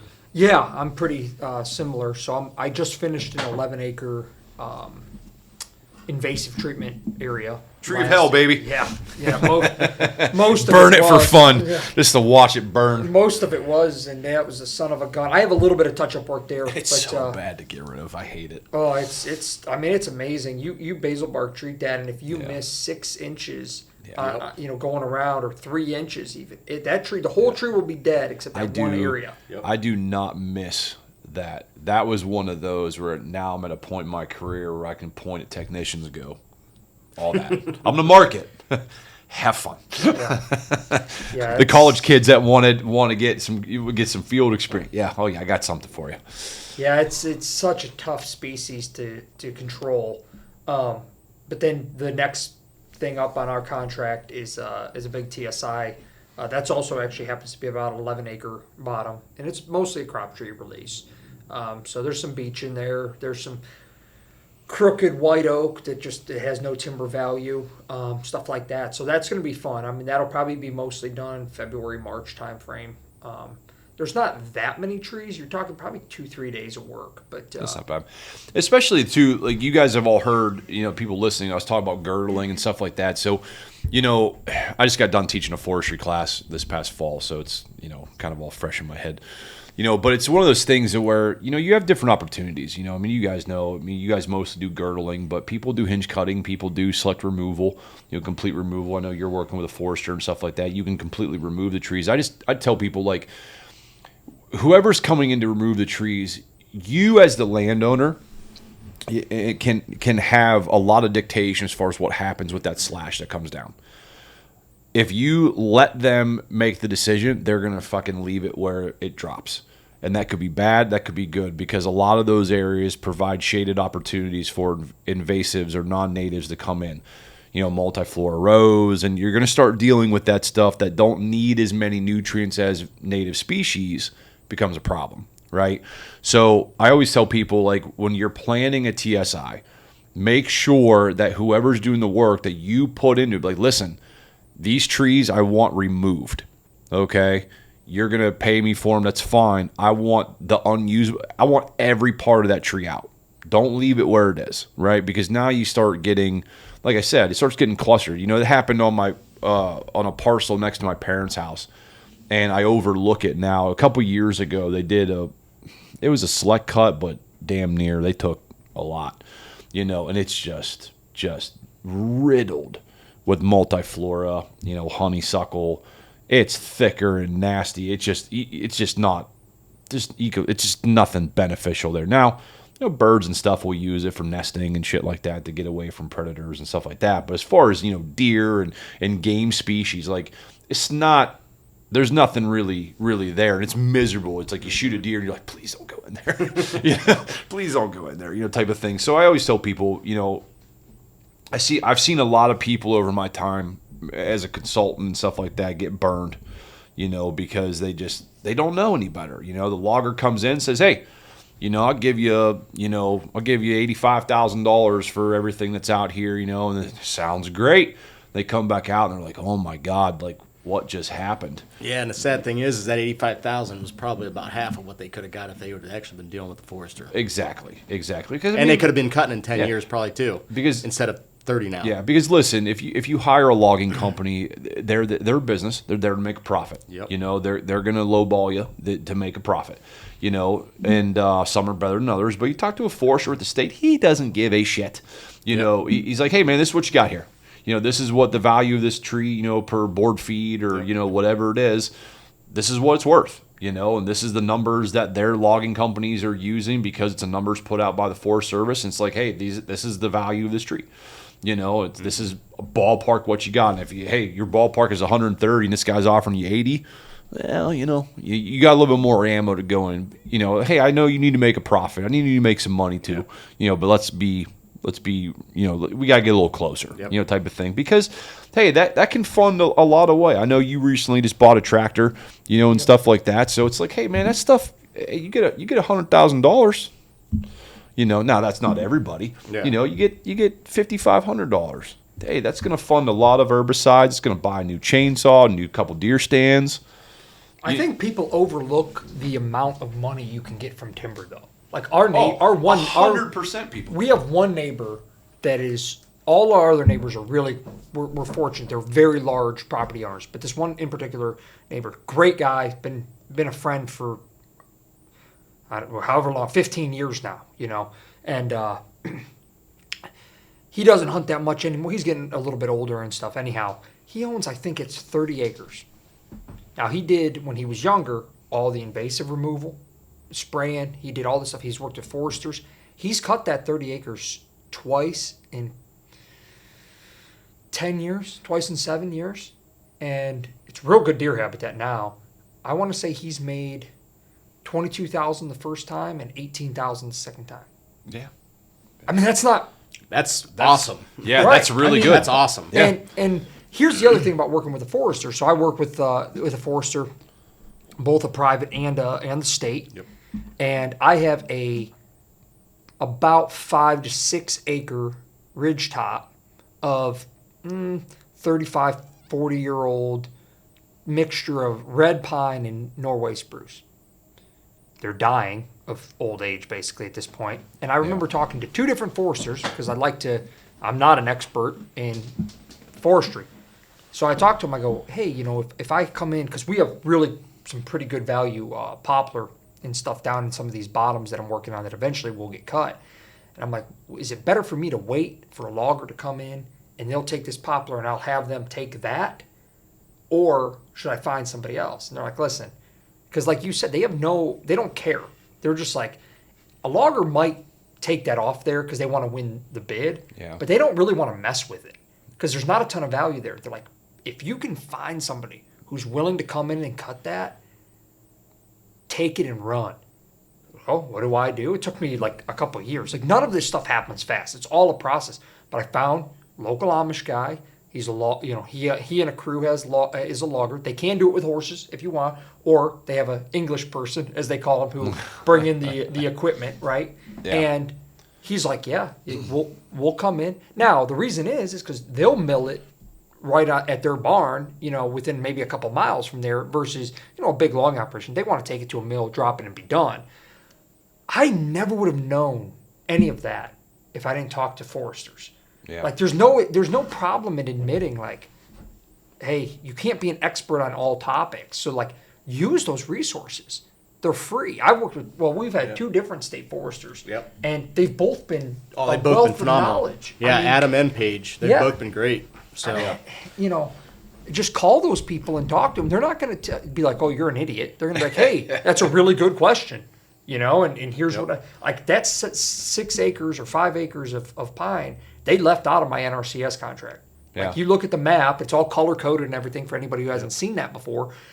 In that section, they just have slashes through it. Basically like, just if you can get money for it, take it and run. Yeah. Yeah, so like I guess people might not know that him and I both own land in the same county, so Yep. we're not too far from each Yeah. other. So we work with the same foresters. Our private is actually probably different. I don't think you work with the same private as me. Mine's Adam, also.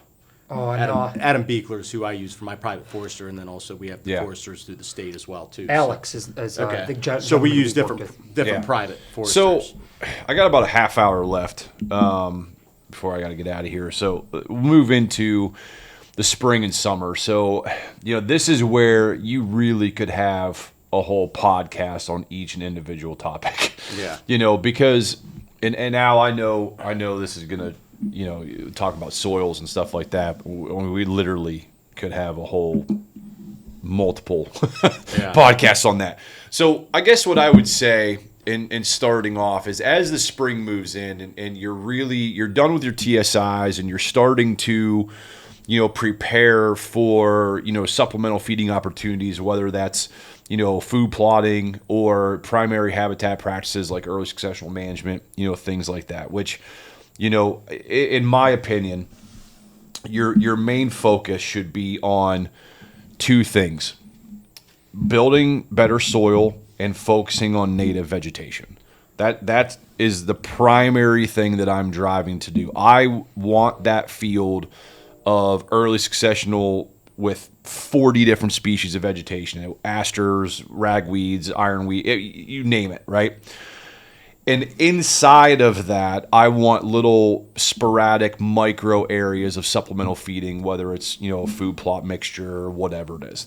To me, I want to do everything as close to nature as possible. I want to have a categorized areas of supplemental feeding opportunities, whether it's a clover plot or a brassica, whatever it is at the time of the year. I know where it is.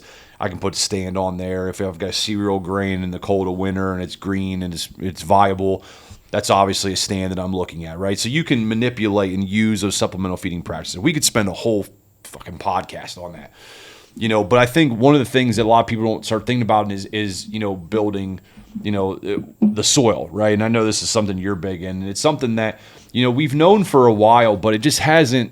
There hasn't been a whole lot of discussion around it because it's a hard thing to change. I look at, and I know you guys here in Ohio, agriculture is big, man. And I look at where I am, there's a lot of agriculture, a lot of farmers that have been doing things the traditional way. And, we sit there and we try to preach, again, I love Dr. Harper. I think he's a phenomenal guy. And I've had multiple conversations with him talking about that. I've gone to his, trainings, lectures, things like that. It's like that little bit that adds up, man. You talked about edge feathering. You talk about, you can absolutely do a lot of management and still have monocrop agriculture, right? You can have buffer strips. You can have, what is I've yet to hear a good argument on why you can't take 20 foot off the drip edge of a timber stand and just manage that. Like, what are you can't, you're not losing much of your harvest off. It's not growing very well to begin with. It's so stunted compared to everything else. And if you have a benefit, or if you want the benefit of increased hunting success and harvest success, and you want to manage your land, of course, agriculture is a part of it, right? We want to have agriculture. We need agriculture. Go ahead. You take a pee, man. That's your thing. And I tell people, I'm like, just like anything, it's going to take time. And you've seen it because you've gone down this road of soil health. I mean, it's not something that happens overnight. You've got to go in there and have a plan of attack of, getting rid of invasive species that don't need to be there because they're out competing the native species. Plants have been fixing dirt since before people were alive, right? So the first step is clearing the carpet, if you will, of what's there. Understanding what's there, soil samples, and then planting species that are going to help accomplish the goals and the deficiencies that you have. I mean, that's as far as keeping it as simple as we can without doing a whole damn podcast on it. I mean, that's where I tell people your brain needs to start shifting to that mindset before we start hammering out how to do it. Oh, I agree. I mean, I think for us, like I look at, I don't even know how many soil samples a year at this point. I mean, I myself probably take between, I'm a passionate grower. Like I grow 200 tomato plants a year. Like I love to grow stuff. I manage just about 70 blueberry plants. Like I love to grow stuff, whether it's for my own consumption and or for whitetail deer. But I think one of the biggest problems, like all the stuff that we've talked about, is just this inherent polarization that occurs when a topic comes up. And to your point, it's like, just start the shift. Like there was guys who, you come out and it's like you just hammer on guys. If they use a tiller, they hammer on them so hard that they are almost like, I can't even listen to this guy because he's just basically made me feel terrible about myself. So like what I try to tell people is like, hey, the term conservation tillage has been used in agriculture for decades. Yeah. Google it. Yeah. Look up the Rowendale Institute, right? They till their fields, I don't know, maybe once every 3 to 5 years for weed control because they don't want to use too much herbicide. So it's like, that's any step towards soil conservation. Yeah. To me, is like a great step, and let's just get people in. Let's get people to pull a soil sample. Yeah, like maybe that's just a step. It's astonishing to me how people don't pull a soil sample. And it's like sometimes, hey man, sometimes you got an area that's bad, and it's like, you know what, just rip the Band-Aid off, just disc it, spray it, kill it, disc it. Let's just start over. But moving forward, now we're gonna pay attention to what it is. Now we see stuff come up, we're spraying, right? Yep. And if you don't want to use herbicide, there's other ways of doing it, right? 100%. I'm not judging anybody for doing it. Sometimes you need to use a little bit of herbicide, to get things moving in the direction that you want to happen, because the seed bank is just so riddled with shit that just wants to compete and come out that you gotta deal with it, and it might take a season or two. You talk about the farmers, it's trying to explain to a farmer, I can get you to a point. What if I told you I could get you to a point you're not using any synthetic chemicals, you're not using, you're just planting rotations and building better soil that's going to yield better crops. Like if I just strictly told you that, it'd be like, fucking sign me up. Well, here's how we're going. Yeah, here's how we're going to do it. Yeah. And they're like, wait a minute, like time out. Like, well, it's funny you talk about that because where I live at, it's ag area as well, and I'm seeing more and more where you get those big machines with the rippers on it, and they're putting in drain tile. Yeah. And it's like it's happening more and more, and the equipment's getting bigger, soil compaction, and they're not. I mean, they're sitting there running the old school tillage, running right through that stuff, and it's just. You're breaking down. I mean, all the terminology, and you guys know it all. I mean, the biodiversity and all that stuff, and the microorganisms, and they're just not working like they should. Well, there's nothing there because it's a biological desert. It's a desert. Yeah, yeah. I mean, there's no. I mean, yeah. My God, going into soil biology and chemistry. I mean, it's so complex, Yep. But when you start getting these legacy activities in agriculture. It's gone. There's, like you said, there's a desert. There's nothing there of resource for bacteria to utilize. There's nothing of like plants can't even establish themselves correctly because the hard pans. Like it's such a, and you drive by it every day and you don't see it. And even people don't even realize it's a problem. Hey, oh yeah, look at that combine out there. Look at that. They disc in their field. Listen. Not judging anybody for discing their field, but on a windy day, whenever you see the soil flying away. Yeah, and well, that's the other thing too. Is as I do as a consultant, I don't just handle wildlife stuff. My company handles environmental permitting. We do stormwater permitting. I mean, I do everything, and I do a lot of erosion, with soil, stormwater, applications and things like that. It's like, hey, man. Excuse me. It's like that windbreak that you've got, which I'm not even really calling that a windbreak. Why aren't you managing that, right? If you want to put some upland game birds, guess what? Upland game birds with a windbreak and some buffer strips, shut it down. They're going to be there, right? You do a little bit of edge feathering, they're going to be there, right? So, and it's going to help you prevent soil loss from wind erosion on your cropland. Now you start armoring the soil with cover crops and things like that now are able to start breaking up the soil, putting in, fixating nitrogen and starting to put those things back into the soil, right? Now bacteria starts to come in, and now they start, rocks start getting broke down from the soil because of the root exudates that are chemically breaking those down. What's a rock? It's fucking nutrients, right? And when those break down and become utilized, now bacteria it's just, but you think that happens in one growing season? I think that's some of the problem is there's a multitude of issues, right? Is a lot of times food plotters who say, or maybe they're not interested, they just want to do it the old way. They go, well, farmers in my area, they do it this way, so I'm going to do it this way. And what I try to explain to people oftentimes is the reason a farmer doesn't own the property that you're food plotting on, unless you're just very wealthy, is because your soil isn't very good.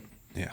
Or if it was, it would be in row crop agriculture in most areas of the Midwest. Yeah. So that's number one. Number two is guys go, well, every farmer around here still uses synthetic fertilizer.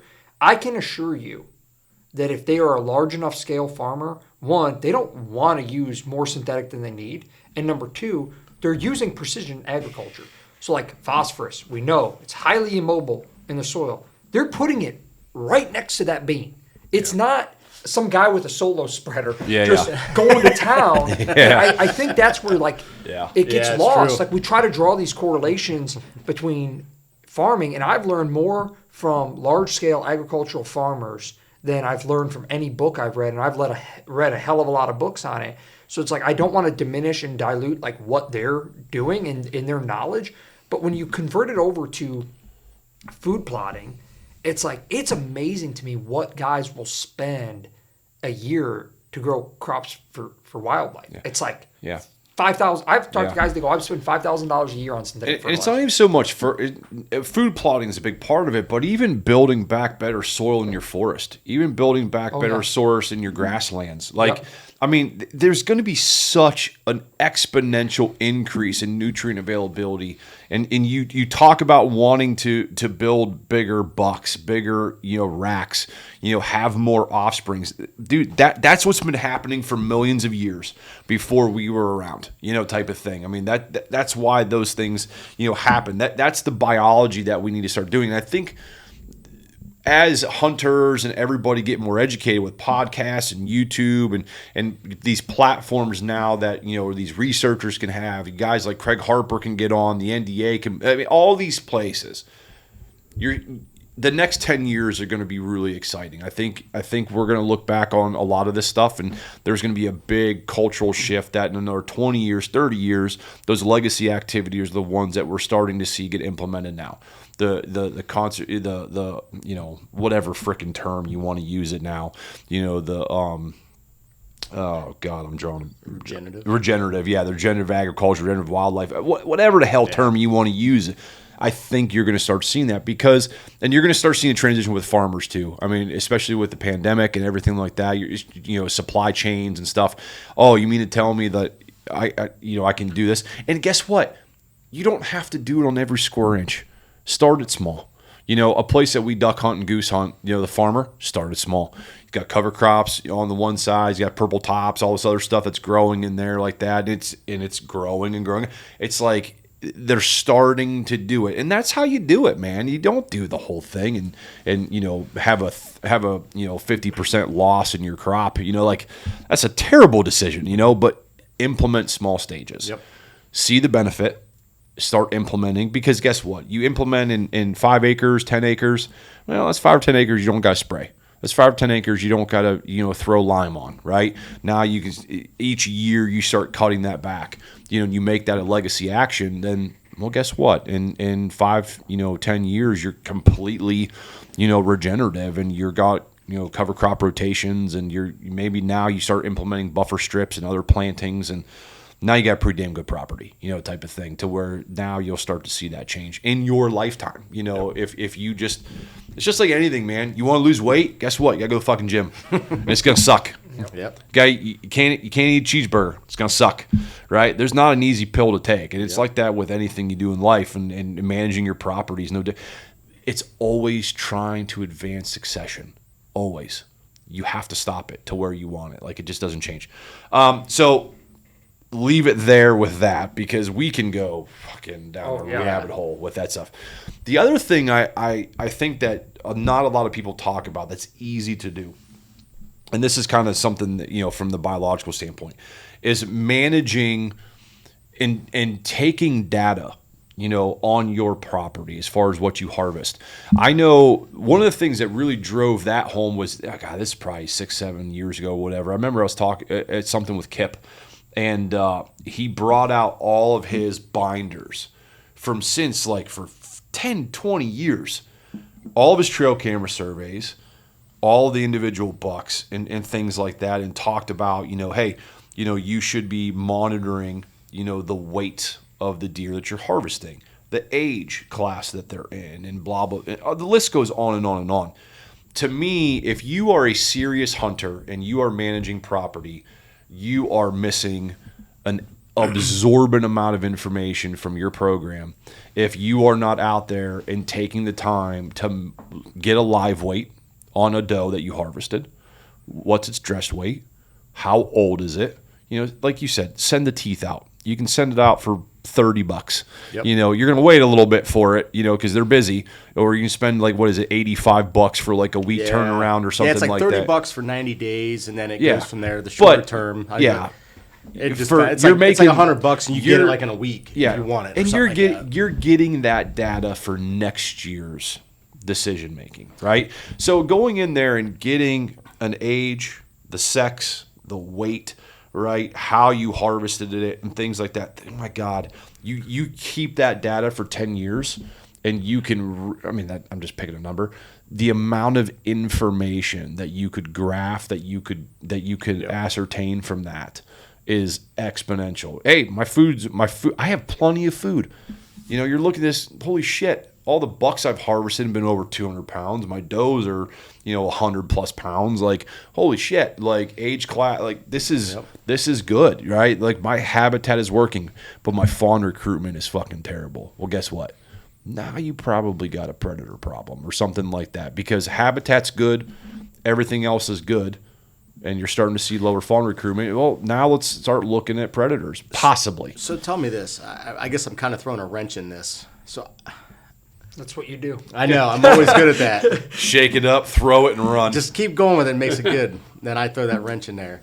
So do you think that fawn recruitment could be just something not to worry about? Just because the sheer fact that if they're dispersing 75% of the time, why are you worried about what you have on your property? I think here in Ohio, where, I'll look at it from most of the properties that I work on, most of the properties I'm on. Most of the properties that I'm working on, hunting on myself or working with as a consultant, are under 100 acres. Yeah. Fawn recruitment, to that extent, the whitetails range is so much more than that. Yeah. Fawn recruitment that's a skewed number, I think, a little bit, because... Well, it depends. Say you shoot mom, the babies are going to stay, most likely. Yeah, most likely. So, yeah, there's that. But if you don't shoot mom and then you just keep adding, that's, I don't know. Well, yeah, it's going to become a problem, because then you're going to have an abundancy issue. But that's why I'm saying, I really don't worry about them. I don't. To answer your question, I don't. That's just my thing on it. I know I kind of messed things up there a little bit. No, it's something to think about a little bit. It's just. I'd rather have that 1.5-year-old come from the neighbor's property, a mile, 2 miles away, have him come out, so I'm already gaining a year on a deer. But I can't seem to keep him anyways, because I haven't had good deer on my property since 19, since I shot that 170. Well, but hey, it is what it is. To me, when it comes to anything management-wise, and I hate to use this, but it really comes down to it depends. Yeah. It depends on the property. It depends on, do you have, poor habitat conditions, an overabundance of deer. I need to do something, right? Type of thing. Do I have good? I agree. Predator, no, I think there's. Yeah. I think it's fawn recruitment is definitely something that needs to be paid attention to, but I don't think in a lot of circumstances it needs the weight that people put on it. I think if you have good habitat and you have a good diversity in your habitat and your landscape, the fawn recruitment will be where it needs to be. Yeah. It'll take care of itself. Nature will balance itself out. and we were talking about that, me and Dr. Galsby, is that, deer are good at avoiding predators. If you provide the resources that they need to do it, you will have a good fawn recruitment. Yeah. Of course, some are going to die. Yeah. But some are going to live, and you're going to replenish, and you're going to have, some are going to, emigrate from the property, either just from travel or from death or what. Like, you're going to have that balance. The problem is when you start over managing properties, whether it's because of agriculture activities or whatever it is, that you start having limiting resources and things like that. We are our own worst problems, is that we don't think about it. And the people that manage their property, like you guys, you're thinking about that stuff, right? I've got food. I'm looking at cover. I'm harvesting does when I need to. Like, your fawn recruitment is probably okay. That's not the properties that I necessarily worry about too much. Yeah. So it's a double-edged sword. A lot of the stuff in management-wise is the property, the project. So yeah, I think a lot of people, rightfully so, talk about it, but I think the weight that it carries in the discussion all factors where they need to be. I don't think the weight needs to be there. I think you need to spread it out to, like, evenly distribute the weight. Habitat, fawn recruitment, density, predators. Like, there needs to be a uniform, spread of the bandwidth, if you will, as far as that focus, rather than just fawn recruit. Like, it's going to take care of itself a lot of times. From what I've seen, and again, it just depends on the property. Talking about your guys' property, you're looking at 300 acres down south versus, around where we are now. You find 30 acres, you're doing good, type of thing. Yeah. The weight's going to be heavily skewed, on there. So.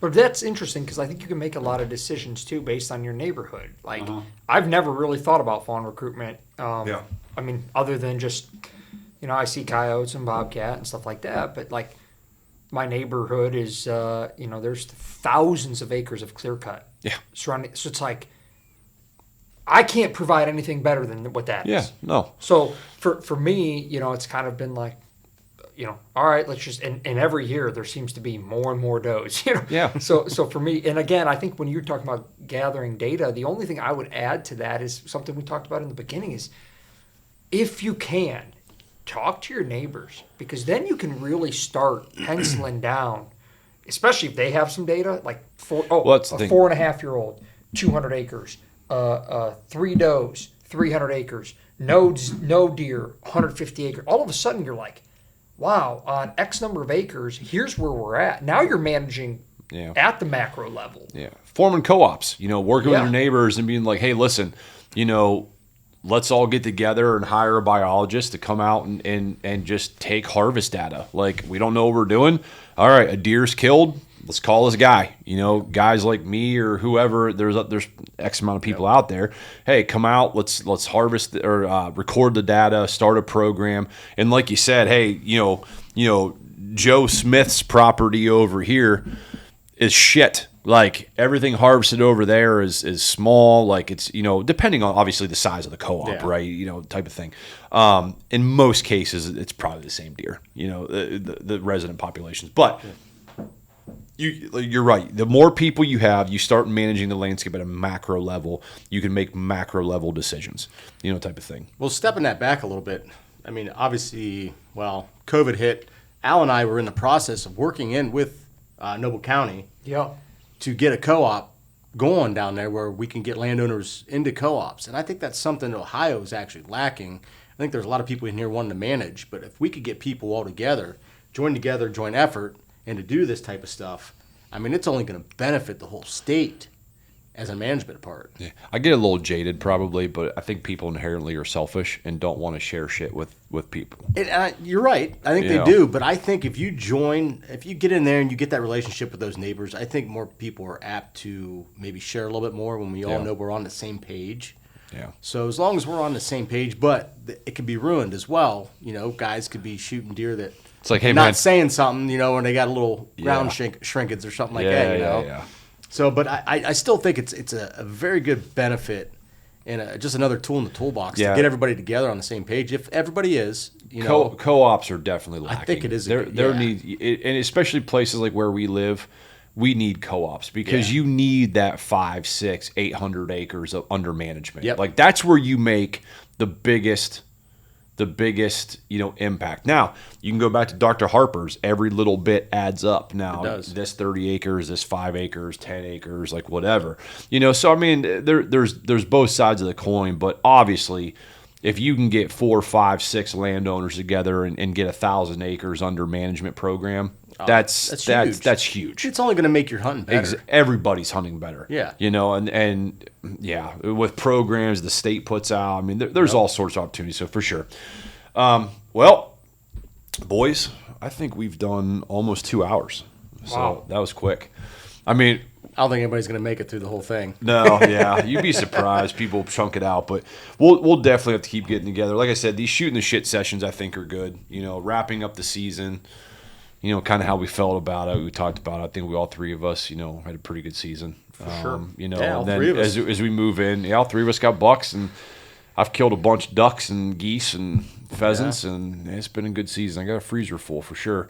But, now it's a time where, at least personally, and I knew you two were as well, is starting to think about the upcoming season. And, personally, I just work too much, man. Like, I do everything for everybody else. This year is going to be a year that I'm going to start doing more for Eric on my property, type of thing. It's just, I get pulled so many different directions. People want me to come look at this. People want me to do this. What do you think about this? And it's just like, okay. That's part of your job, Yeah, right? I know. And the nice thing about my parents' property, which is the main property I hunt, like, it's just, it's situated in a good area to where it kind of does itself. I mean, could it be better? Absolutely. But there's not an overabundance of does. There's not an underabundance. There's always seems to be a good amount, and there's always bucks there, and there's not too many bucks there. So it's just, it needs some work. This year is going to be a year where I start doing some more work. Because like I said, I have a hard time saying no to people. That's the problem, especially friends and stuff. tough. I'm just like, I'll come out and look at it. I got a project down that way. I'll swing by. I'll let you know, and we'll meet up. And that happens. And then both my girls play travel softball, and it's just like all my other businesses. I'm like, Dude, my kids haven't got to the age yet where they're doing sports, but we're getting close. But I've actually just started. I'm taking on a new venture now.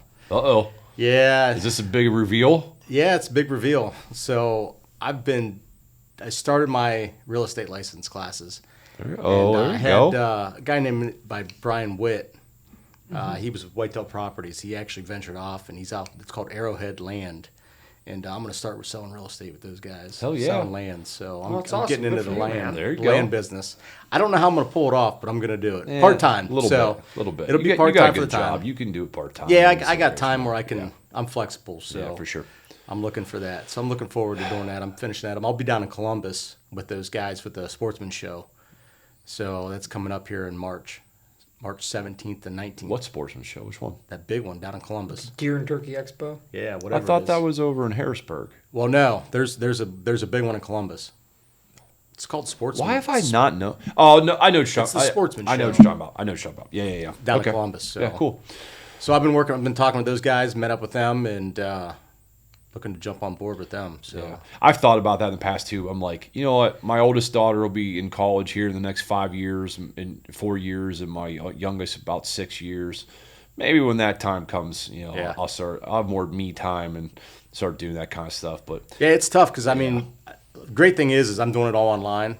So I take my classes, and if I have an hour here, hour there, I'll go in there and I'll start plugging away at it. So I got a little bit. There's a little bit there. my a lot problem of is terminology. I got to make a decision, either step away from teaching. 'Cause my hour here, hour there is fucking lesson plans and presentations, and I can make this one better, type of thing. But anyway, boys, I appreciate it, man. I appreciate you guys coming in. I hope everybody enjoyed this. 2023, like I said, I wanna get in and do more shooting the shit sessions and this kind of stuff. I think these are more enjoyable to listen to a lot of times, unless you're diehard managers like us and find the technical sessions. You get excited when you get guys like, this guy's got like PhD in like soil science. You're like, fuck yeah, man. There's not a lot of people out there that are gonna get that excited, for those kind of podcasts. So, yeah, got to have a good balance, I think, between the two. For sure. Yeah, so that's good. We appreciate it. No problem. All right, guys. Till next time. We'll catch you. See ya. Thanks, buddy. Thanks. And that's a wrap on another episode of the HuntScience podcast. I want to thoroughly take this time to thank everybody who has listened or even watched till the end of this episode and had the opportunity to hopefully enjoy the show that we put out for you. It's something that we're really trying to do and take notes and put good quality content for everybody to enjoy. We want to take this moment also to, if you enjoyed the show, check us out over on our social media platforms. Give us a like, give us a follow, check that bell notification, look for the content that we're putting out. Of course, reach out to us, leave comments. Did you like the show? We would love to hear your reviews of the show and any concerns that you have, any updates or any type of feedback to make our content better. We're always open ears for the people that are consuming our show and our content. We want to hear from you. What is it that you want to see and what is it that you would like us to do? If you want to check us out on any of our social media, first off, you can head over to our website, go to www.huntsciencepodcast.com. You can check us out on Instagram at HuntScience_podcast, or you can check us out over at our Facebook page at The HuntScience Podcast. Any of those is open. You can, like I said, feel free to comment and all of the above that you do with social media. I just want to take this time again to say thank you from the bottom of my heart for everybody for watching and listening to the content that we're putting out. It means the world to me, and I can't wait for you guys to join us on another episode. Until then, everybody, have a great day, and we'll see you next time.